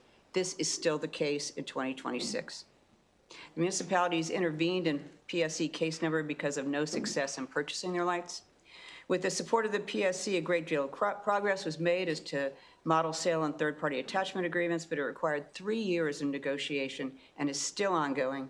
We appreciate the progress so far, but we are now at a standstill and have been so for 6-7 months. The law should better describe what equipment is transferred when streetlights are sold, state that a utility should not be able to require of buyers what it doesn't require of itself, including disconnect devices, which create impediments to ownership, and that OSHA qualified electricians are the standard for working on customer-owned lights. This is what this bill does. Pepco opposes the amendments that concern the disconnect device and states the matter should be decided by the PSC. First, this law applies to the entire state and avoids any argument that case number 9703 has only local implications. Second, the bill codifies issues resolved via the PSC process, such as streetlight valuation, and will expedite resolution of remaining issues. Third, the bill deals with matters of first impression that should be resolved by legislation, such as the required qualifications for working on streetlight equipment. These issues do not fit neatly into a PSC decision-making system, which is lengthy and expensive and is being paid for by your local governments to achieve results. The proposed additions add clarity and transparency and avoid repeated resort to the Public Service Commission on a piecemeal basis. Thank you. Thank you. And Al, I just want to say I'm old enough to remember Delegate Lawton, and I think a few members on this committee actually served on the committee. There are at least 3, I believe. Yep. So it's great that you're carrying on her legacy, and frankly, your own legacy as well. You've been championing this bill for a long time. We do have a question from Delegate Foley. Thank you, Mr. Chair. Good to see you, Delegate Carr. Thank you, Delegate Baylor, for bringing this bill back. My question is, so you mentioned that this bill had passed the House last year, I believe. Last year or the year before? Yeah, 2023. Last year? 2023. 2023, thank you. So this bill passed the House in 2023. Was it in the same posture as this bill is in now? No. Yeah, Sue Ellen or Al can expand on that. It is not. There have been proposed amendments. We have learned a lot more in the intervening 3 years of what should be resolved on a statewide basis to enable swift, efficient acquisition of lights. Okay, so will the sponsor amendment put it in the same posture as it was passed in 2023? No, no, and the sponsor amendment is based on further conversations with Sue Ellen and some of the. So this will be a different bill, is my point.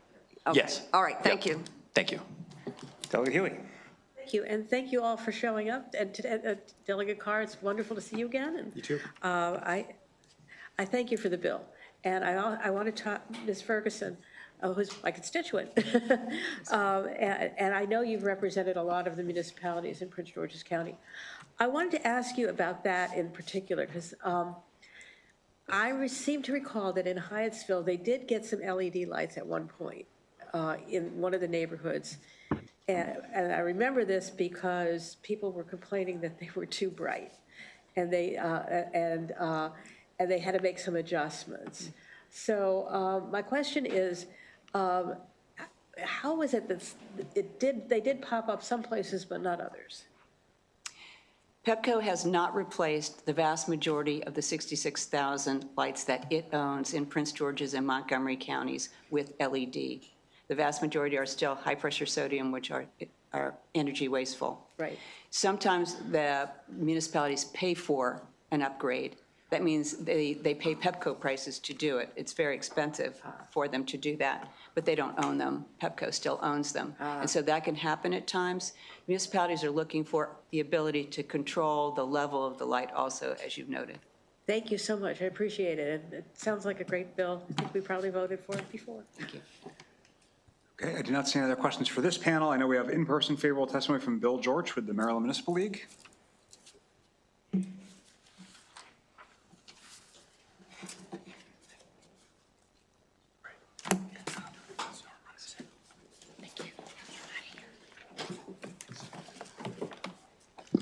Good afternoon, Chair, Vice Chair, members of the committee. Bill George with the Maryland Municipal League here today in support of House Bill 950. MML has long supported streamlining the process for local governments to purchase streetlights. In fact, the bill that was referenced earlier in 2007 that got us to where we currently are, authorizing local governments to purchase streetlights, was actually an MML priority that year. So this is a long history of our organization supporting this type of bill. It's clear that that bill didn't go far enough because we're still hearing from our members from around the state about running into trouble, finding a compromised value to try and purchase streetlights. Now, why would local governments want to take on this responsibility?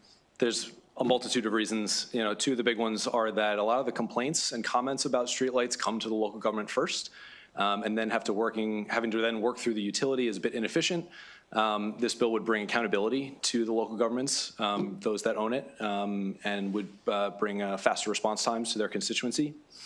It's also a cost saver for local governments.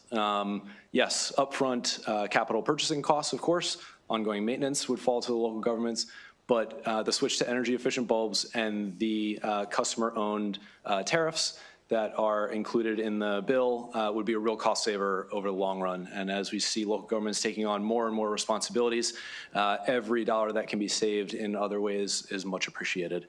For these reasons, we ask for a favorable report. Thanks. Thank you. I do not see any questions. We'll turn to our virtual favorable testimony. We have George Woodbury.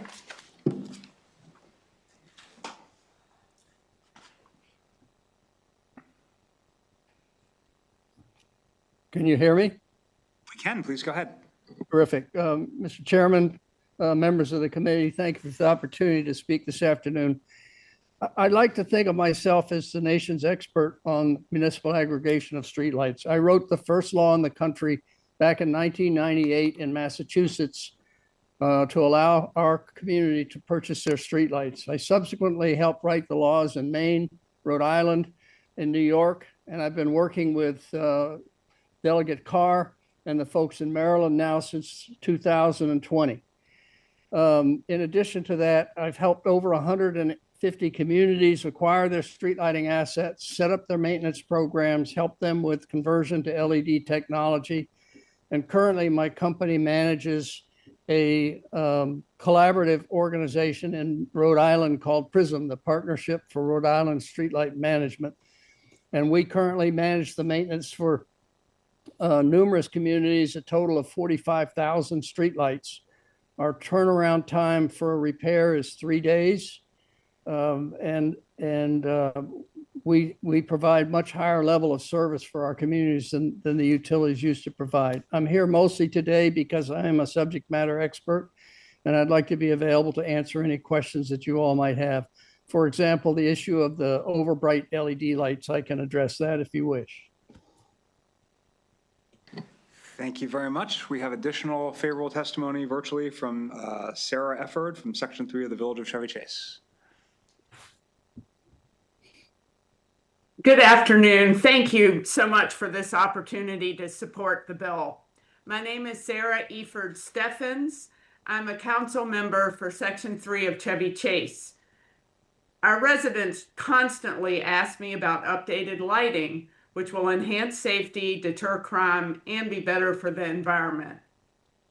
We've been trying to purchase new streetlights since 2009, 2 years after the Assembly voted to allow municipalities to purchase their own lights. We have had a lighting designer help us get rid of dark spots, and we have investigated and plan to use pre-programmed dimmers, despite Pepco's refusal to include a tariff formula for them. We are ready to move forward and have been for some time. Since 2022, when the PSC came to the aid of local entities, Pepco indeed has stepped up efforts to work on master sales agreements and pole attachment agreements. However, there's a demonstrable lack of urgency. Questions crucial to the process, like the percentage to use in the formula for determining net book value for the old lights we're required to purchase, or which utility poles require replacement for the project at our expense, are left long unanswered. We also seem to be expected to pay for goods not necessary for street lighting. It is way beyond time to replace our high-pressure sodium lights with modern, efficient lights. This will reduce our energy footprint and cost of lighting and provide better safety for pedestrians and homeowners in our community. Please vote this bill out of committee with a favorable report to make it easier for municipalities and counties to purchase, install, and maintain new energy-efficient lighting. Thanks so much.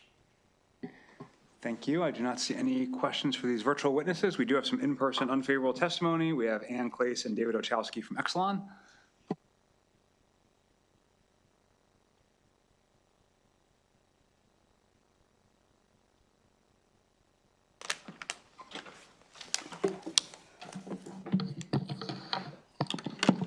Good afternoon, Mr. Chair, Madam Vice Chair, members of the committee. For the record, Ann Clace on behalf of PEPCO and Delmarva Power in opposition to House Bill 950. With me today, I have Mr. David Olchowski, manager of our outdoor lighting program at PEPCO Holdings. He is not a registered lobbyist, and he is here at my request to provide testimony. I'd like to turn it over to him, if that is okay. Good afternoon, Chair, Mr. Chair, Madam Vice Chair, and members of the committee. I'm here today in opposition of House Bill 950, which clarifies the conditions under which a county or municipality may require street lighting equipment from an electric utility. Counties and municipalities already have the right to purchase streetlight equipment under existing law. I'll just state clearly that the company in no way opposes a county or municipality's movement towards street lighting ownership. In fact, PEPCO and the municipalities, as been stated, have worked collaboratively on the development of agreed-upon pole attachment and sales agreements to support streetlight ownership. Today, we're here to simply ask the committee to allow the ongoing negotiations and procedural schedule set forth by the Public Service Commission in Case 9703 to continue, including a hearing in late April on these very matters. The Commission has previously issued orders in this case, resolving what were believed to be the remaining outstanding issues. At this time, we believe the last item to resolve is a specific issue regarding customer-owned disconnect switches, specifically their existence for safety reasons and the means by which they're installed. Once this is adjudicated, we believe the parties' task, as requested by the Commission, will be complete and the path forward will be clear. However, this bill seeks to limit the company's ability to apply necessary safety and engineering standards regarding the disconnect switches. Moreover, the bill also seeks to unravel multiple years of effort by parties at the direction of the Commission. The most concerning aspect is the bill's intent to reverse agreed-upon language in the streetlight purchase agreement, specifically its definition of net book value and previously rejected indemnification language in Order 91067. We respectfully ask the House reject this bill as it's been drafted to allow the parties to present these issues to the Public Service Commission and allow the work to proceed to resolution. The hearing on this matter is set for April 23rd. Happy to take any questions.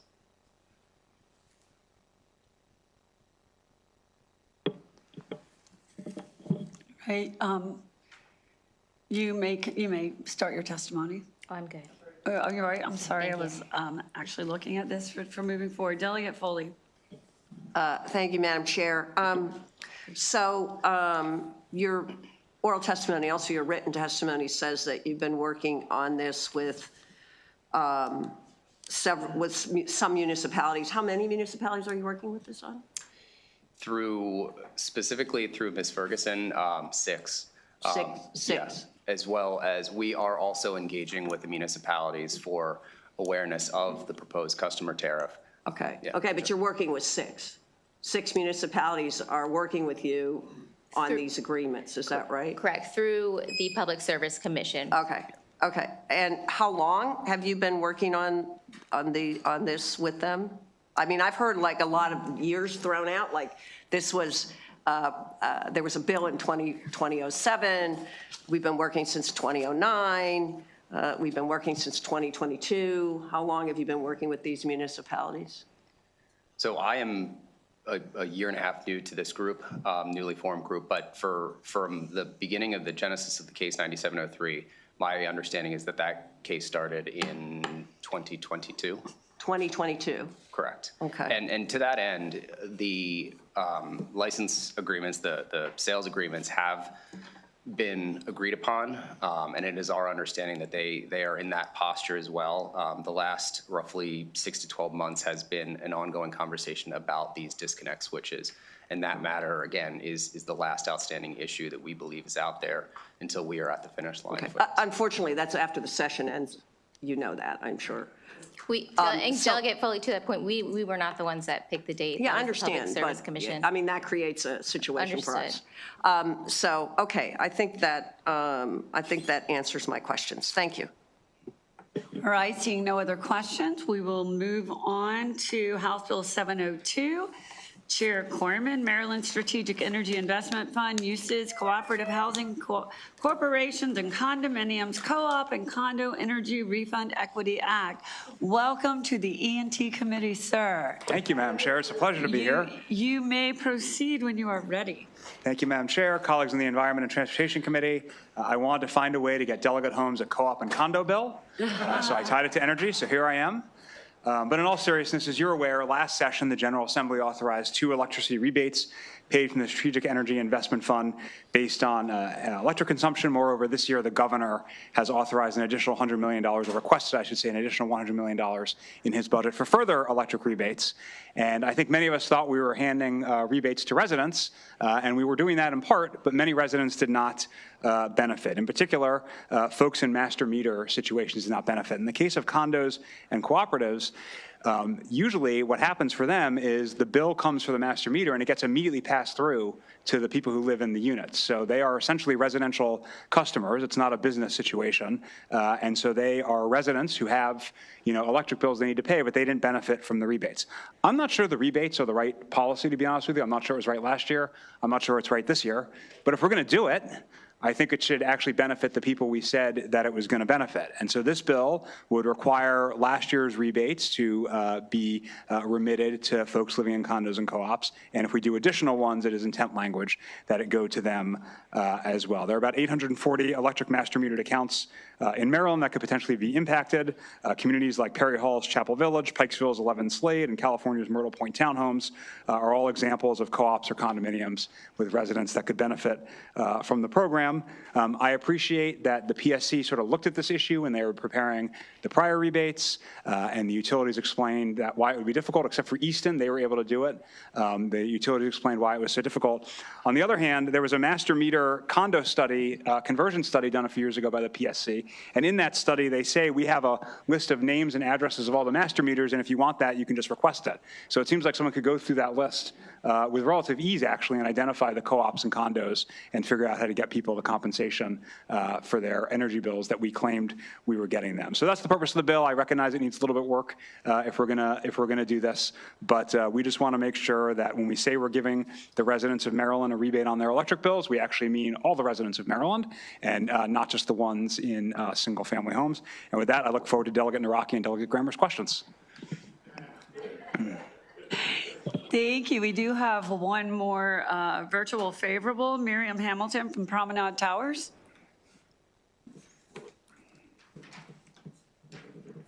Good afternoon, Chair Corman, Vice Chair Guyton, and the delegation. Thank you for the opportunity to speak.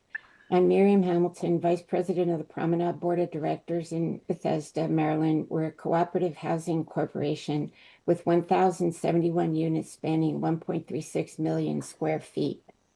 The Promenade's electricity costs rose 25% in 1 year between 2024 and 25, and rose 40% since 2019. Many people here at our building struggle to make ends meet, and we depend on future legislation and exigent initiatives on the part of utility companies to create greater affordable access to energy, particularly clean energy. Note also that as a large building, our continual obligations to meet the building energy performance standards included energy-saving measures such as LED lights, recommissioning of our building automation system, and a sustained search for affordable heat pump technology, but all of these upgrades rely on lower utility bills to offset capital investments within short payback periods. And no matter how efficient we become, price hikes just massacre savings. I'm echoing sentiments from earlier comments when I say that the authors of BEPS didn't expect skyrocketing electricity prices to curtail Maryland's aspirations of a more efficient future. We thank Delegate Corman for championing HB 702 to extend utility rebates to co-ops. This is a show of confidence, assuring our residents frustrated with the cost of living that our elected officials are indeed listening. Thank you again. Thank you so much for your testimony. We'll go now to Delegate Noraki. Madam Yes. Chair, I do have one additional panelist that should be signed up in person. Oh, I apologize. Is this Brenda Wakefield? Yes, it is. Oh, okay, I'm sorry. It was favorable with amendment, so I was going to get It's harder to than you it looks up next. there, Madam Chair. I know, so I apologize. I was going to get to her after. Would you like for her to speak now? If that's all right. Yes, sir, I think we can allow that. Okay, wonderful. Thank you so much. Thank you, Madam Chair.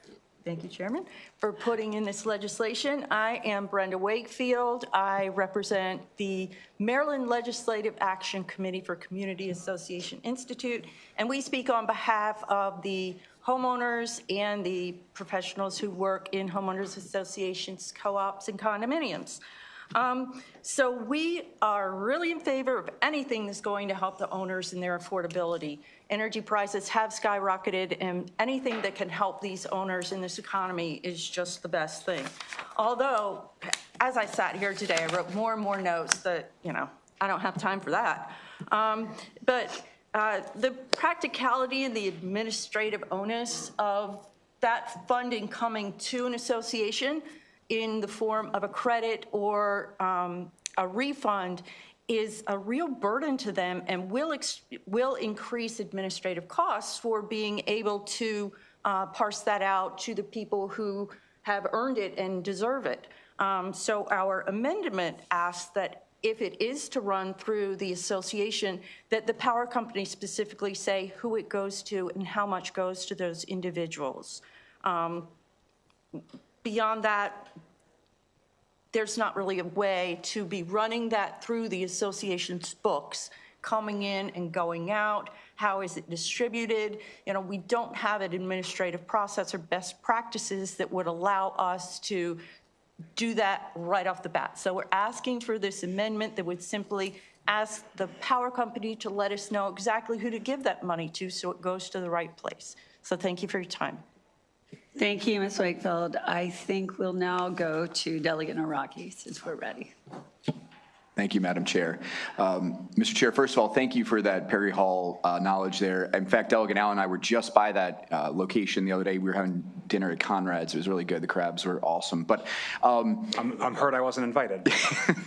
But that's not my question, Mr. Chair. My question is actually, I just wanted to give you, I think you addressed this, but there is favorable with amendment from the realtors. I think you probably hit this issue, but have you seen their letter? First of all, Mr. Chair, the question about semi-detached units sort of functioning as condos, but being single family sort of, would you be able to kind of just talk to that briefly? Yeah, so I did see their testimony. I just don't know for certain how they were included or excluded from the prior rebate. So we don't want to give anybody an extra rebate, right? So we don't want anyone to double dip. So it really just depends on how they were treated previously. And I think in some cases, it's a case-by-case basis because it depends on how their metering is done. We just want to make sure we're not double dipping with anybody. Okay, thank you. All right, Delegate Allen. Thank you, Madam Chair. Mr. Chair, I don't really even have a question. I just want to congratulate you on having the support of Leisure World. And I know that's a really important thing. Without Delegate Stewart here, it doesn't feel the same. But I know. Yeah. I know. Thank you. We all want a leisure world in our district. Delegate Morgan. Thank you, Madam Chair. To Sir Chair, you're going to be asking the governor some more money to put into the pot so we can spread it out a little bit better, or are we going to stick with the $100 million? Yeah, so it's a good question. The bill does two things, right? It also looks at last year's $200 million, and so we would need some additional out of the Strategic Energy Investment Fund to do that if this went forward, and similarly for this year's tranche if that went forward. With this year's tranche, since we don't want to take back anybody's rebate that they already got, their $80, we would need for last year, we would need additional money. For this year, it might just be a question of dividing it by a slightly different number to stretch the money out more. But there is, a balance in the Strategic Energy Investment Fund. So if this was something people thought was the right use of that money, there is money available there to do that. And even on the RGGI side, not just on the ACP side that we've talked so much about. Gotcha. Thank you. All right, Delegate Healy. Thank you very much. My question is for the witness that offered the amendment. If the bills were unfairly sent through your process, right? I mean, the energy company sends a bill, Pepco sends a bill to the co-op, the condo organization, and they charge all the members or all the people who live there. Can't they reverse that by giving you a rebate on the bill that just flows through the same way that the charge flows through? Well, it's the administrative task of bringing that money in and distributing it. But I mean, I'm just saying, can't we have the Pepco, or the energy company, do that? Say, we overcharged you, or, whatever, we did $50, and so you get $50 off next month's bill. I mean, and so then. Well, we want to make sure that the utility is responsible for any of the separation of the funds, rather than it running through the books of the association and then the association having the responsibility of distributing this out. Do you have to distribute out the charges as well?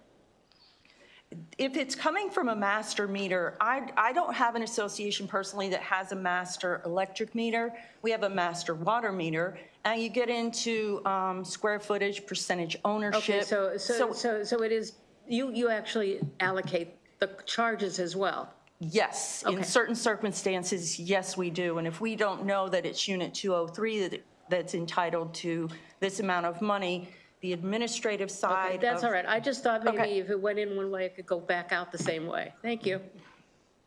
Thank you, Delegate Holmes. Thank you. My question also goes to CAI in reference to the distribution of the funds. In the records of every condominium, don't the boards have records of the unit owners in every unit and the square footage that they hold in owning every unit, or condominiums that they're living in every unit?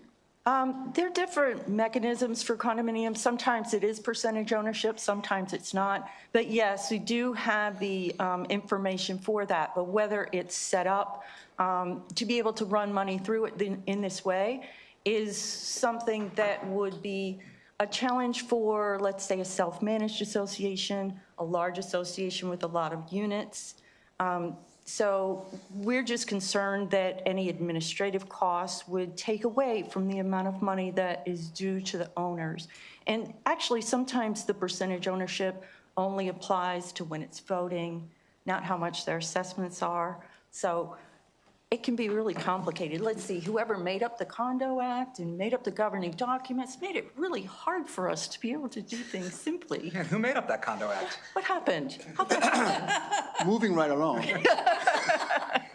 I just wanted to basically ask, though, even in the scenario with the semi-detached condominiums, wouldn't it be easier for the condo co-op boards to distribute these funds than for the utility? Because the unit owners of the condo boards have all of this information at the ready. The distribution power companies don't have this information. And that's my point. Isn't that so? Isn't it easier, wouldn't it be easier for the CAI, I'm sorry. I just paid my dues, that's why it's in my mind. I'm sorry. Wouldn't it be easier for the cooperatives to distribute these funds than for the utility? Yes or no? Not necessarily. Thank you. Is that close enough? No. Seeing no other questions, this is the end of the hearing on House Bill 702. Thank you so much, Mr. Chair. Would you mind just calling on the subcommittee chairs for their announcements? Sure, our subcommittee chairs for announcements. Subcommittee Chair Fraser Hidalgo. Thank you. I think Delegate Boyce also, do you have a subcommittee too? Yeah, she's got her. Okay. How long do you think you'll need? Should we just go like we did last week and go after you? Okay. Okay, then when would you like to meet, Delegate Boyce? Patrick said give him 10 minutes, so 4:30, we should be about 45 minutes to an hour. Great, 4:30 Natural Resources. And you? So you want to say 5:45? Right, that gives an hour.